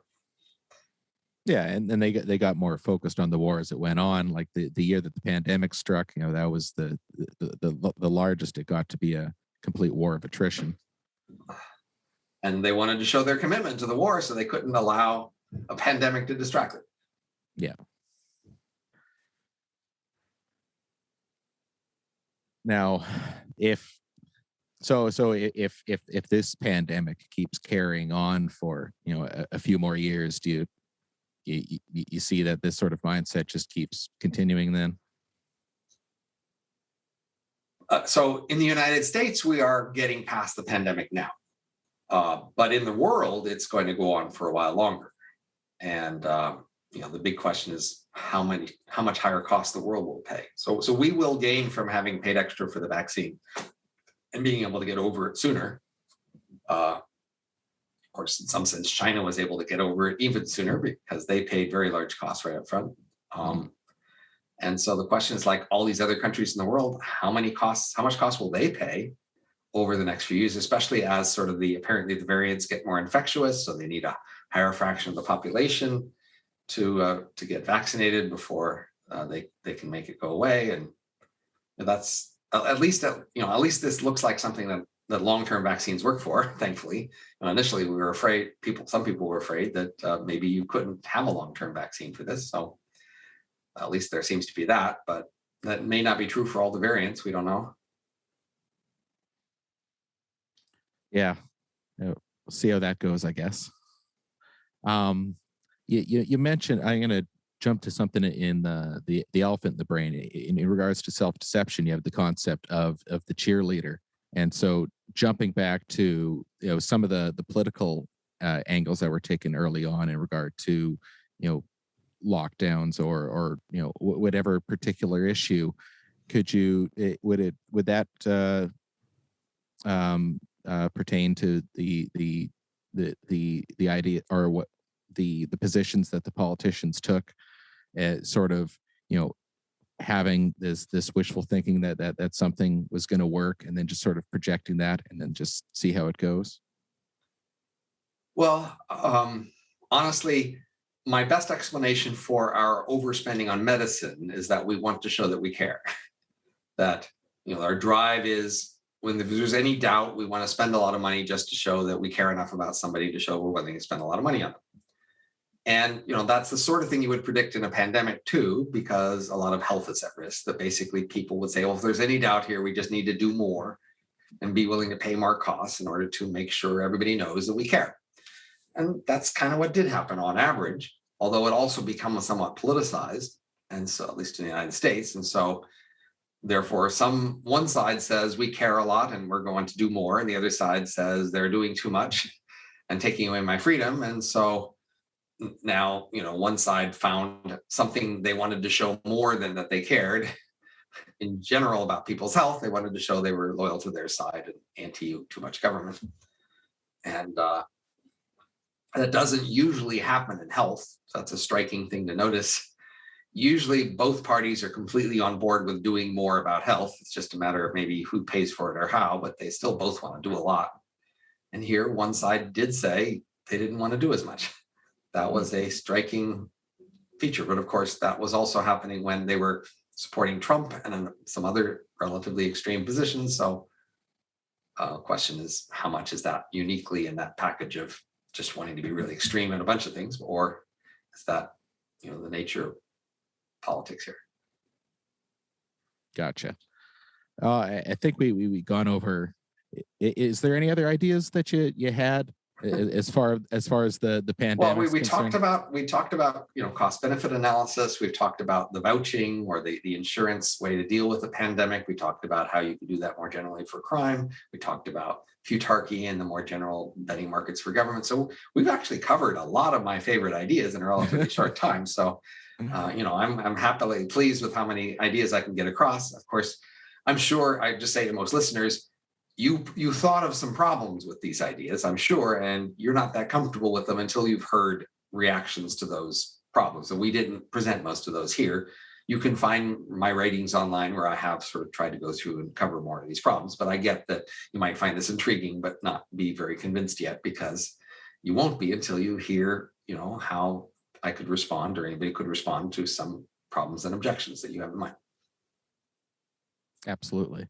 Well, I think we'll move on from COVID. And but before I let you go, one thing I've seen you talking quite a bit about on Twitter is this the upcoming congressional report on UAPs. And so, what are your ideas, or what are your thoughts with that upcoming report? And will there be anything consequential, or what are your thoughts on that? So I first, back in December, started a research project on what I call grabby aliens. These are sort of long-term future aliens who will sort of fill up the universe with advanced life. And we have a chance of becoming them. And so I have a model of when they will appear and when we would meet them and all those sorts of things. And thinking about those, since it's aliens, I also gave a little thought to UFOs as aliens. Are some of UFOs aliens? And if so, what would that imply? And so even months ago, I, tried to think that through a bit and say, well, if UFOs were aliens, what scenario could make sense of that, and sort of how unlikely is that? And so I came up with not crazy, but not completely likely scenario. So I did a recent blog post where I estimate the prior probability that you might have expected that, say, UFOs would be aliens is maybe 1 in 1,000. So, not ridiculously low, but not really high. But then, I also started just looking at UFO data and books and videos and just asking, well, what does the data look like? I'm not an expert in UFO data, but I am an expert in these sort of priors about what you should expect to see in the universe. So some people, I think, say to themselves, this is crazy unlikely. Even if I have pretty obvious evidence, I can't believe it because it's just crazy unlikely. Something just must be weird. So I think that view is wrong. I think I understand enough of sort of the nature of the universe and what you should expect to see to say, it's not crazy that aliens would visit here and show up in this sort of form. But of course, just because it's not crazy doesn't mean it's true. You still fundamentally have to go to the actual sightings here and the data and ask, what's the best explanation for this data? So when I look at that, I go, well, some of this looks pretty weird and pretty hard to explain any other way. And I can't be very sure one way or the other. I did a post where I said, look, there's 4 big categories of explanations here. One is just error or misunderstanding, mistakes, etc., that people are just seeing something that isn't what they think it is and misreading it. Mm-hmm. Another is that, there's some sort of a secret organization somewhere on Earth, like another foreign government or a secret part of the US government or something, that has a bunch of abilities that the rest of us don't realize, and they've been flying around and, they're hiding their super abilities. Another theory is that some governments say the US has been spending a lot of money to make a lot of people lie. That is, people can say they saw weird shit if they just lie bald-faced about it, right? And if enough people lie, then we would see this pattern of people saying they saw really weird stuff. And you can even make up photographs and you can make up data. If you want to lie enough and put enough effort into that, it's quite possible to do. And the last explanation is it's aliens, right? And so when I look at the data, I tentatively say the first 2 categories just don't work. It's got to be one of the last 2. And I go, well, okay, but how likely is it for either of the last 2? And they're both kind of unlikely, but if you've only got the last 2, you got to put some weight on which one, right? And so I'm somewhat not sure between the last 2, but I'd say, look, they're both a priori, like a psych op or a hoax operation of this scale and this time scale. That's pretty unprecedented. I mean, you've got a lot of people all over the world of all stripes of life reporting a really wide range of things, some of which is really dramatic, some of which they have apparently evidence for. Now, if you could make up that many people lie, that's not great, impossible. And in wartime, we did that sort of thing. If you look at the kind of like fake operations the US military did in World War II to like fool the Germans in terms of where they were going and what they were doing, they did some pretty large scale operations where they lied a lot and they faked a lot of big stuff, right? So it's happened in history that people have faked that much stuff. Hmm. And therefore, you got to say, well, why would they do it? Well, you got to say, why would aliens be here? I mean, you don't know, but that doesn't mean it doesn't happen. Just because you don't know why they did it doesn't mean they couldn't have a reason for doing it.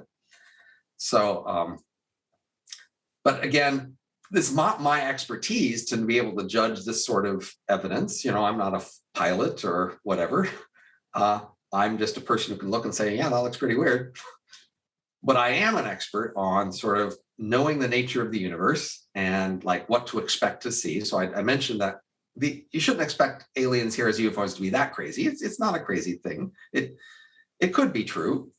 And the other thing I can say is, well, if we decide that UFOs are aliens, how will that change our society? I'm a social scientist. I'm an economist. I should be up to the task of predicting the consequences. And that's in some sense like a lot of the other things I've done in my life. I've sort of done what I call economics of science fiction. That is, you take some crazy science fiction scenario and you ask, what happens socially? What are the social consequences of that scenario? And I like to do that. And that's the sort of thing I think social scientists should be able to do. And this is kind of like that. It's a science fiction scenario to say, what if tomorrow we all believe that UFOs are aliens? We see some evidence, we go, yeah, I guess they are. No other explanation, must be. Now what happens? How does the world change? And I've tried to do some work on that. And I think you can actually say some interesting things there. So what would you see? Like, let's say it's not the psyop. And I generally agree with you that, like, I have no idea what's going on. I have no clue. I'm not jumping any assumptions. I've never seen, that I've actually never had any interest in this topic. My whole concept has been, who the hell knows? It's just like, and all so much of the evidence in a lot of cases has been just so minimal. It's like, why am I going to spend any time thinking about this? But lately, like, as you sort of alluded to, there's been so much going on that I think, well, something's weird's going on. And then I just generally sort of agree with you too, that options 1 and 2 don't seem very likely at this point, like especially with option 1, and you take into consideration that 2004 Nimitz Princeton incident. That's There's a lot of cases with, dozens, hundreds of people say they saw the same thing, right? Well, now, if they weren't all on alcohol or LSD or something, I mean, these are people in the course of doing their job, people who aren't part of some cult, right? They're all, independent. Again, you got to say, well, something was going on. Maybe they didn't see what they thought they saw, but come on, they saw something. Yeah, and so with 3 and 4, if it's not 3 and it is 4, what would be the implications for everybody having to accept, well, this is a thing now? So the interesting, surprising, I guess, thing about UFOs as aliens is they are here letting us see them, but refusing to talk. So that's one of the things people go to. They say that's crazy. Well, they couldn't be aliens because aliens would either show themselves and talk to us or they'd hide completely. Why would they sit in the middle? But if you think about it a little while, you think, well, let's look at what they get out of this strategy they've chosen. What if they keep with this strategy? So what if we decide, okay, yeah, UFOs are aliens, and they keep with showing themselves every once in a while, but not talking and basically dashing off. And we never really learn much more about them for another century or several centuries. All we learn is they're flying around, they zoop away, we don't know where they go, we don't understand their tech, they never talk to us. And that's just how it sits for a while. Like that's the straightforward scenario, because that's what they've been doing for a while, all this time. Like presumptively, if they really are there, that's what they've been doing. They haven't, landed in the White House lawn. They haven't sent a communique. They just fly around every once in a while, and we get a glimpse of them, and they're, and then they're gone. So what if they just keep doing that? Well, under that scenario, we never get much tech out of them, right? They never change how we do things. They never tell us what to do. Although in the back of our minds, we're thinking, well, if we ever went too far in some direction, maybe they would come down and tell us what to do, right? And we think of a threat. What if we destroy nature? What if we have a nuclear war? Would they intervene then? But so far they haven't, right? So I'd say the biggest effect is they would take over the top of our status hierarchy in our minds. So, in many ancient societies, what an invading army would do is they would come in and kill off the elites and become the elites. They don't kill the whole population, they become the new elites in the population. But, that's often through, pretty violent war, et cetera. But here, these aliens don't do anything, but we're still impressed with them. And humans are very social animals with status hierarchies, and we would basically come to see these as like the top status creatures in our view of the world. look how much better they are at everything. And they exist. And we would now basically want to ape them, that we would like to look high status. We want to look a bit like them. And whatever attitudes we think they have, we would want to adopt ourselves because it's the high status thing. That's the simplest prediction I can make. And if they were an invading army trying to hurt us, then we might think of them as the outside enemy. But if they just never hurt us, they never do anything to us, they're just there, I think they more become the top dog in our pack. And so the question is like, well, what do we think they want? What do we think their priorities are? And I think we actually can figure out a number of their priorities just from the mere context we're in here. And those would then become priorities all of us would adopt more.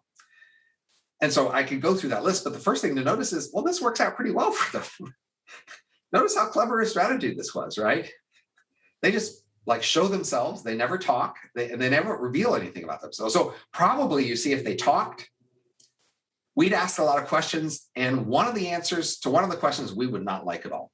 There's no way that if we ask a lot of details about their history and their practices and their plans for the future, there's no way we like all of these things. That's just not possible, right? Some part of their plans or history we would think is pretty crappy. Maybe they eat puppies or something, right? Who knows? But the point is, right. But the point is, we would find something objectionable about something they did. And then that would be the basis for us, like, resisting their suggestions or trying to get rid of them or something, right? But if they never say anything, they just buzz by and impress the heck out of us and never interfere and never try to push around. You know what? I think we come to respect them. We come to like want to be like them, maybe begging them, please talk to me, please talk to me. Because in some sense, we're seeing that them not talking to us is like dissing us. They're basically saying, you're not worth it. You don't exist enough in my world to be worth talking to. And, when we go, I guess you're right. I am not worth so much. You really are better than me.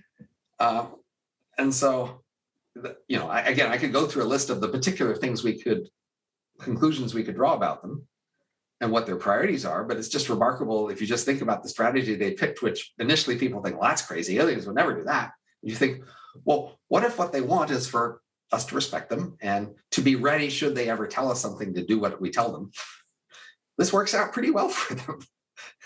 Just buzzing around and never talking. They have it's a very robust strategy. If you're imagining like way back on their home planet, figuring out how should we treat these strange aliens in some strange world, imagine they were sending out some emissaries to be here, but they didn't trust the emissaries to run everything. They wanted to give them a lot of rules from home, a lot of rules of engagement of how they should deal with it. Well, what would be a simple strategy they could tell them to do that they feel pretty safe about? This looks pretty good. Mm-hmm.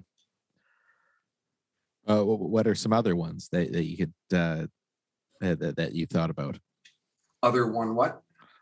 Just some other possible intentions of the aliens. Oh, so first thing we can say is they have not taken over the universe, right? They could have, they must be millions of years older than we are.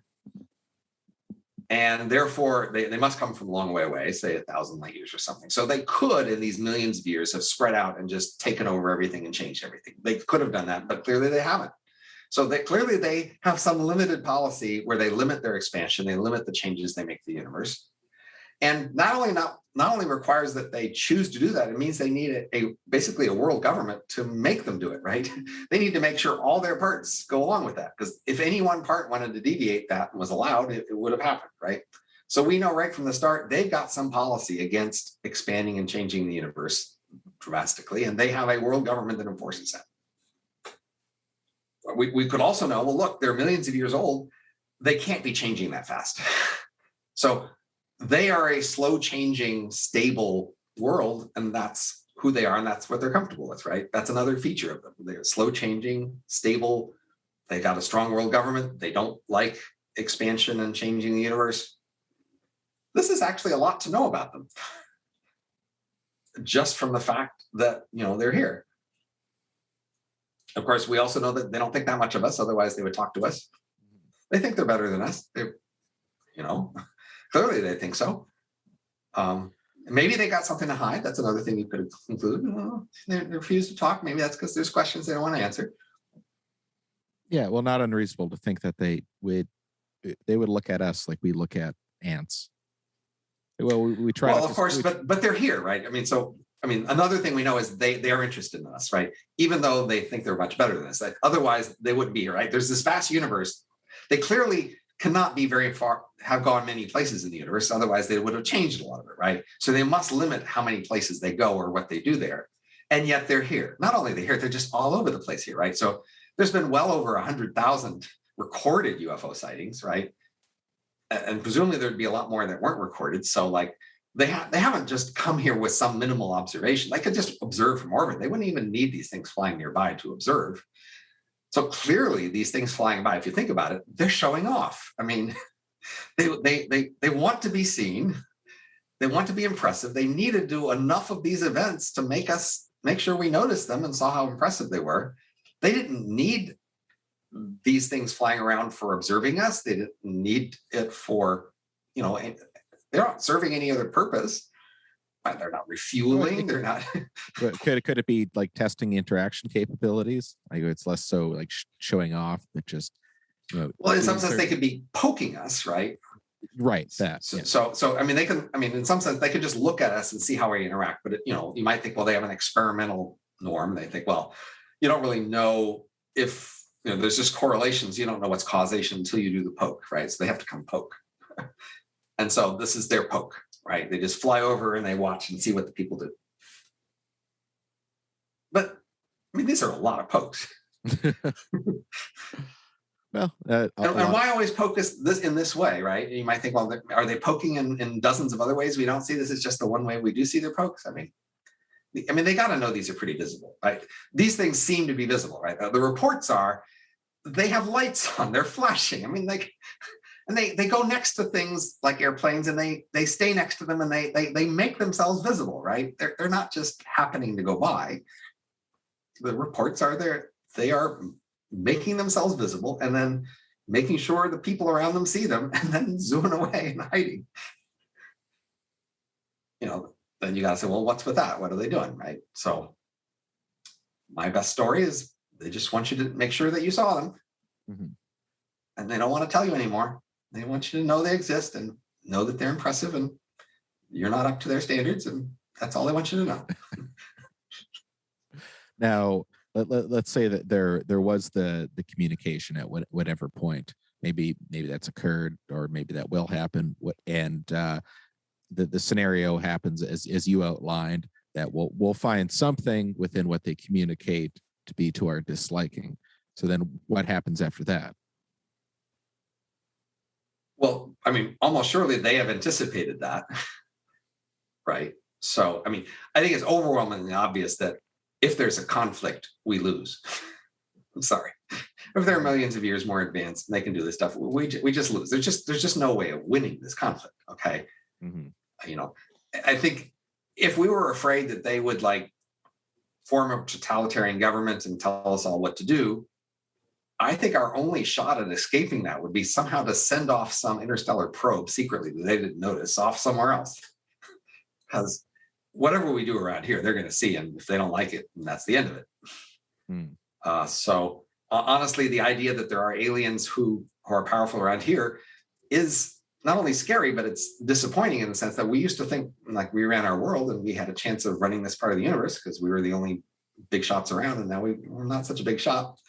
And if they don't like what we do, they're going to change it. And so we just have less agency about our future because somebody else is in charge. Now, maybe they will decide they're friends, and maybe we agree on things, and then maybe it's not such a problem. But honestly, it's disappointing that they didn't show up and want to talk.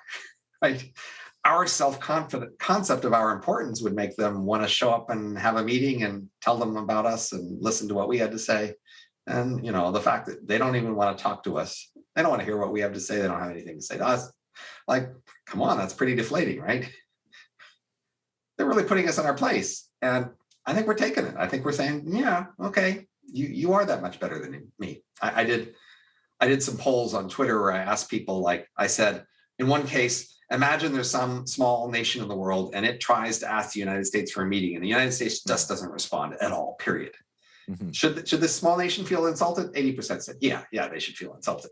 Then I said, imagine the aliens for another century refuse to talk to us. Should we feel insulted? Only 30% said we should feel insulted.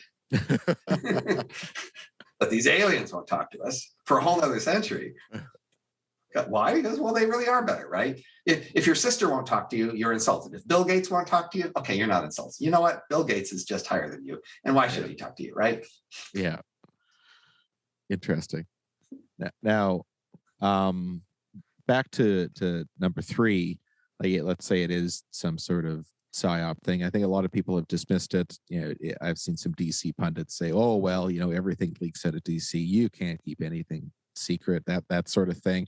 I've never really. We've kept some big secrets in the past. Like most of those operations, World War II, those were kept pretty secret. They were effectively secret for long enough to make the operation happen, right? D-Day, we tricked them into thinking where D-Day was going to happen, and we kept that through D-Day and through many hours of D-Day until they realized that they were looking in the wrong place. And just take a different country, not the U.S., but like say the Soviet Union. Like, how many secrets did they keep for decades? A lot of the big books on the Soviet Union came out in the 90s after everything became released. But small secrets are not that hard to keep, right? But we're talking a big secret. Like, this has got to involve a lot of people. A lot of stuff has to be involved in this, right? Now, in a major war like World War II, you can get enough people to shut up and to follow their orders because they think so much is at stake. But how did you get that many people to go along with this psyop on this? That's pretty amazing. Maybe could there have been standards set up during the Cold War because of the Cold War that made some. So remember, these things have been seen all around the world, even in the Soviet Union, right? So this psyop, has to be worldwide, right? There have to be people from all these different nations in on it, or at least a substantial fraction. Basically, a lot of nations have to be in on it, and the other ones that just have to be like Me Too wannabe fakes or something, right? Which there could be a substantial fraction of just individuals who want to fake it, and then somebody else goes along with it.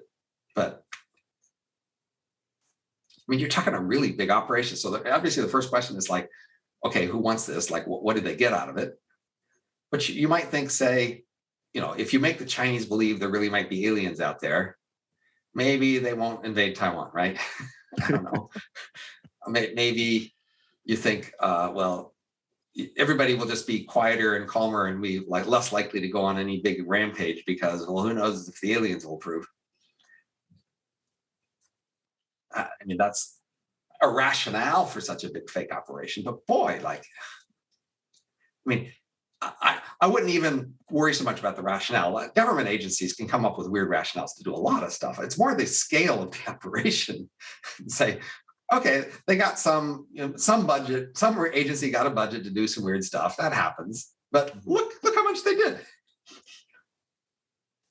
And consistently, and they kept the secret, and they held the line, and they coordinated all these different things. I mean, wow, pretty impressive, really. You're really taking the steam out of 1, 2, and 3 pretty hard. Well, no, I mean, but of course, aliens is also like, you have to realize when you say, okay, is it aliens? Like, you're postulating a really big change in your worldview, right? Yeah, it's not a little thing, right? So this isn't something to conclude lightly. You need to be pushed into this if you're going to adopt it, right? You need to be looking at the other options, saying, I don't see any other options here. That this is the one I got to be pushed into. That's how it's got to go. You do not conclude this is aliens unless you look at the other options and say, that's just don't work. Yeah. Right. That's the way it's going to happen. That's the only way it's going to happen. And so if you say that, no, the psyop, the hoax thing still could work. I mean, it's unusual, but it's not inconceivable. You might say, okay, it's in the running, because you know what? The alien things is pretty wild too. Yeah, it would really change our whole view of reality. It doesn't make it impossible. So you have to be willing to entertain it, and it has to possibly be the best explanation. That's honesty. Honesty means, you look at the evidence, you look at your priors and you go, okay, what's the best fit here? Even if I don't like it. What have you taken of the larger covered debunking of the evidence? What I've seen with, say, like people associated with Skeptic magazine is they seem to take like the instances with a large degree of data points and then scrutinize each one in isolation from the other. Right. So I would like to believe there are better people out there, but the people I see most often quoted or pointed to seem to be just not doing a very integrated, analysis. They take one video or something and they try to find an explanation for what you might have seen in that one video, ignoring all the other evidence that supposedly exists for this case and all the testimony. And they're basically saying, I'm just to explain this one piece. And you go, come on, in a legal trial, if the prosecution presents about evidence that sort of explaining, well, that blood stain could have come from a bleeding cat who walked through the room. Well, yeah, it could have, but how does that fit with all the other evidence we presented at this trial, right? I mean, that's how you do in a legal case. If you're going to present an alternative theory of the prosecutions, you got to present an integrated theory that tries to explain all the different evidence the prosecution's coming up with, right? Well, that's what you need to be doing here. You need to be, you could just say, you can't trust anything the Navy says. They could just be lying. So this video could have been made up. These testimony it could just all be made up. I'm only going to trust a non-military source. Okay. That at least would make more sense. I mean, there have been non-military sources in the past, and there are events like that. We could go look at that, but that would be more coherent. But just to look at one piece of the video and ignore everything else, come on. Yeah, and that's been occurring quite a bit. Now, what do you see occurring when the report gets presented to Congress, or do you have any sort of? It's pretty obvious then. I mean, honestly, I'll put a few percent on some pretty weird, unlikely scenarios, but I mean, it's possible, for example, they dump 10 times as much evidence on us that we see before. Maybe they dump much higher resolution pictures, maybe dump much higher resolution radars. It's potentially they could just give us a lot more vivid, compelling evidence. It still won't be definitive. I mean, you'll still just see weird shit that you don't know how to explain. I mean, you're not going to see the aliens waving out of the window or something, right? So the fundamental evidence position is going to be actually pretty similar, because if you actually look into the history of like all the different UFO cases there have ever been, there's just a lot of that are already pretty compelling, right? At least if you believe the testimony. And so, in fact, these last few cases aren't a large fraction of all the cases. And so a big question about the report is just, will they just, own up to data on these last few things, or will they go back to the last 50 years of cases where, there's all these people who report that say, I saw something and I had the camera footage and then the government came and took it away. And there's all these cases where the government came and took away all the evidence, right? Like, are they going to show all that evidence the government took away now? Or are they going to continue to pretend it doesn't exist? So my guess would be, the simpler thing is they continue to pretend they don't have any more evidence. They show you a bit more about the cases that we've already seen evidence of, and they say, who knows? And that's where it sits. And so the most likely outcome here is no news, basically. They don't give you that much more. The opposite extreme is they say, we've been fooling with you. We have a great explanation for these things. These things were the following mistakes, and and it's over, right? So I'll give 1 or 2% on that side. I'll give 1 or 2% on the other side, where they say, like, here's 50 years worth of data that we've been hiding, right? But most likely in the middle, they're just gonna give you a little more, and that'll be it. So therefore, you can already predict the reaction to that, right? We already know as much as we're going to know when they show the report, unless it's one of these extreme scenarios. So honestly, people will have to decide. The main thing we'll have is elites will look at that and have to decide what they think. So just like with the pandemic, elites all get together and talk, and the news is, what do the elites decide? And I don't know that any better than you do, but it's not about what the evidence is. It's about what the elites decide. So that's why people have been playing this game for months now, like leaking what their pre-reaction, because they're trying to influence this later elite consensus. And so various government officials have been, interviewed, and everybody's asking themselves, okay, where is it going to go, and do I want to oppose whatever the elite consensus is? because that's how the game usually goes, right? Mhm. Each person doesn't ask themselves, what do I think the evidence says? At least not among the elites. Each person asks, what do I think the other elites will say? So with that, then let's say, and let's move the categories around a bit. Like, let's just say it's not like, yeah, there's the 2% on the one side where it's like, oh, we were fucking with you, and then there's the 1 to 2% on the other side where it's just a dump truck load, and then the 96 in the middle, like maybe something more to the one end, but in between, where it's, not everything, but it's not, scarcity, but it's, something of some substance. And then the United States government, like I said, we have 100,000 reports so far worldwide. If they give you 50, is that a lot or a little? I don't know. That's a good question. I mean, it'll depend on how extreme the cases are, but most likely, most of the cases they give us will be weaker than the main cases you heard about, right? The people who leaked these 3 videos, they were leaking the strongest cases they had, of course, or nearly the strong cases. So most of the other cases they show you won't be as strong. Okay. That's a fair point. I think I better to get to this point if I push this aside a bit more. So let's say, whatever it is, it causes, to get to the elite point. So it's whatever it is, it causes the United States government to go in front of the cameras, and it won't be like when Biden sort of scoffed it off to that one reporter, oh, ask Barack again, and they say, oh, we gotta do X. Could you see it then having the elite reaction, and then Germany, France, and the UK say, oh, we have to do X, and then they start. It's gone the other way. So all around the world, other governments have released lots of files. That's already what's happened over the last few decades. So France, that's the main woman who wrote the article in the New York Times about it. Her getting into the whole field was when France came to her and said, here's all our files, write it. You want to write an article on it? So basically, they opened up all their files, they claimed, and she looked at them all and she wrote some stuff on that. And that's happened in a bunch of other countries. So lots of other countries have already supposedly opened up their files and shown everybody. The United Kingdom basically did that too. So the US is like the holdout, right?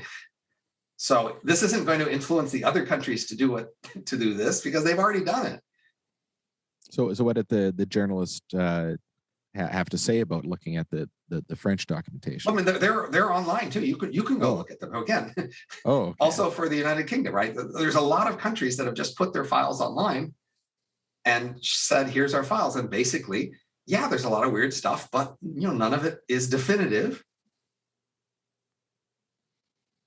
Because how could it be, right? Yeah. And so that's what'll happen here too, right? That it's obvious that that's going to be the outcome. You just have to realize how many weird files there already exist all around the world showing strange stuff, but again, limited number of observers, not much physical evidence, fuzzy pictures, etc. What do we do?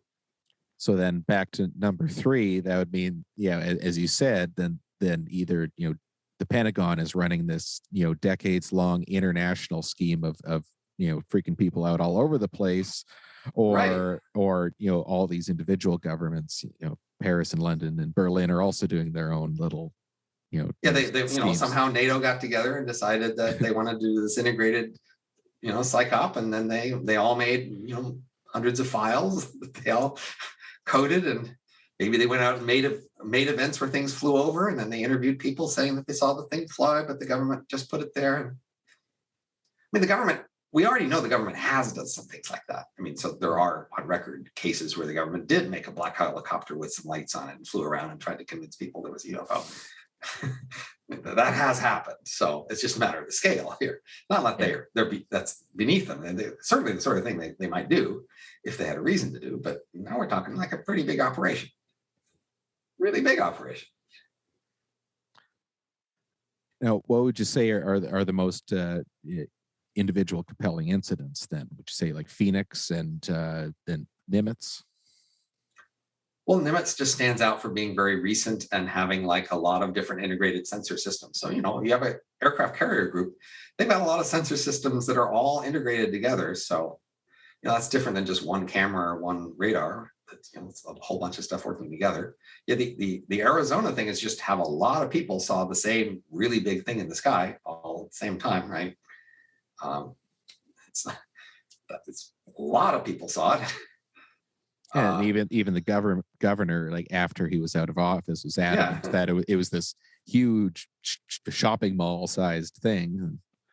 Like what, so I mean, you could say any one person thought it was big, but it was really close or whatever it was, and they thought it was a thing, but it was really several lights coming together. And they, but again, when you've got this many people all saying the same thing about a really, how could it be small if that many people saw it, right? Yeah. But again. And then you do have that little bit of camera footage where you kind of see it.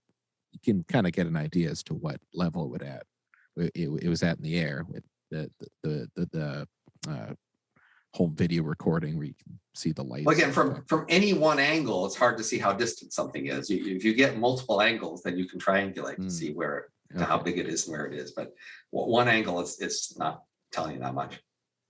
Oh, that's a good point. Yeah.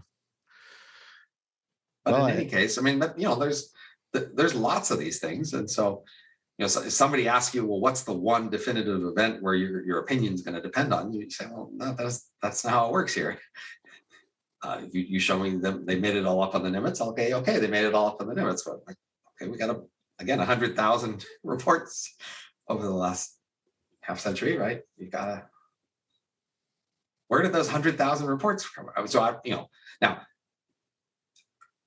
I've read this book on about this Harvard psychologist who is into abductions.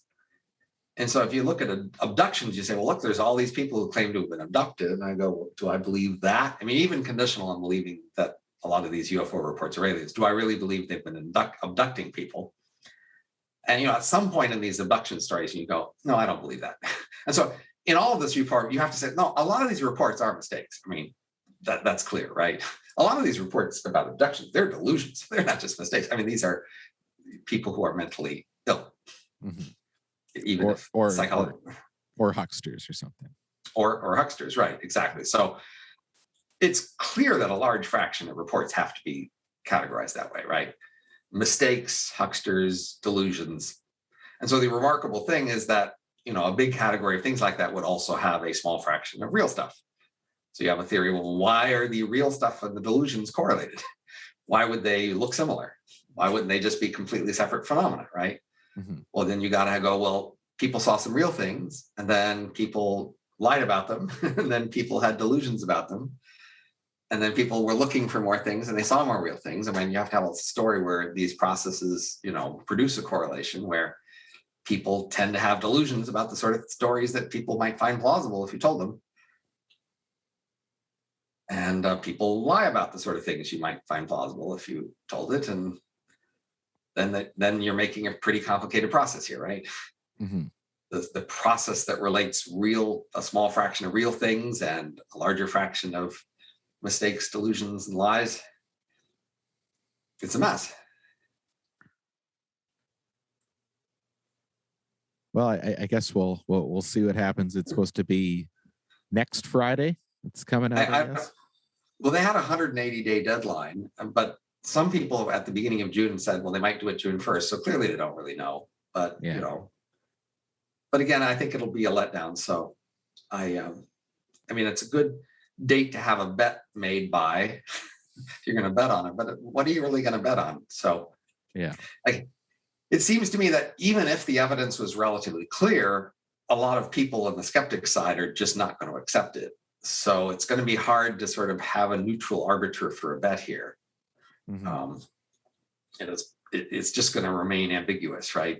Some of us look and we go, there's a lot of real stuff here. It's really hard to explain it all. Other people go, I can explain this picture and I can explain that picture and I can explain this testimony. And, they aren't going to put it together. And they're just going to keep on doing that. I think it's one amazing thing is so I grew up in physics. So I was a physics undergraduate, went to physics graduate school, and I wrote some physics papers. So the physics authority world looms large in my mind, and physicists are pretty adamant this is bullshit. Okay.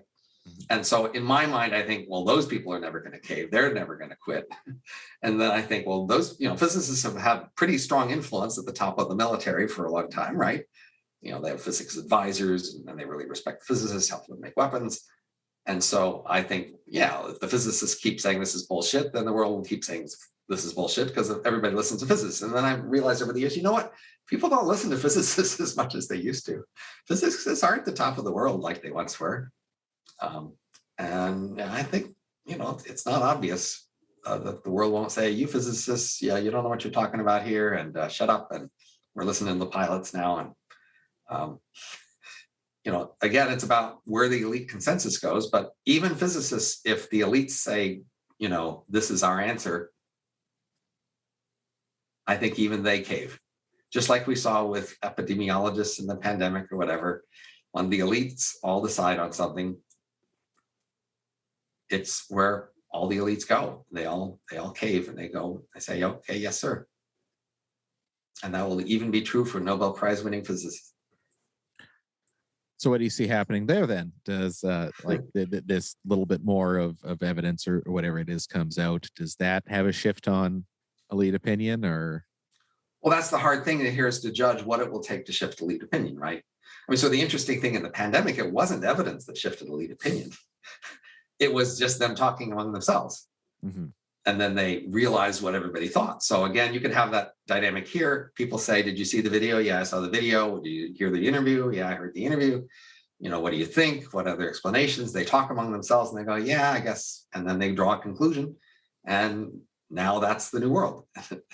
So again, the evidence is more the prompting for them to have this conversation where they try to decide among themselves. And so that's in some sense the major effect of this evidence.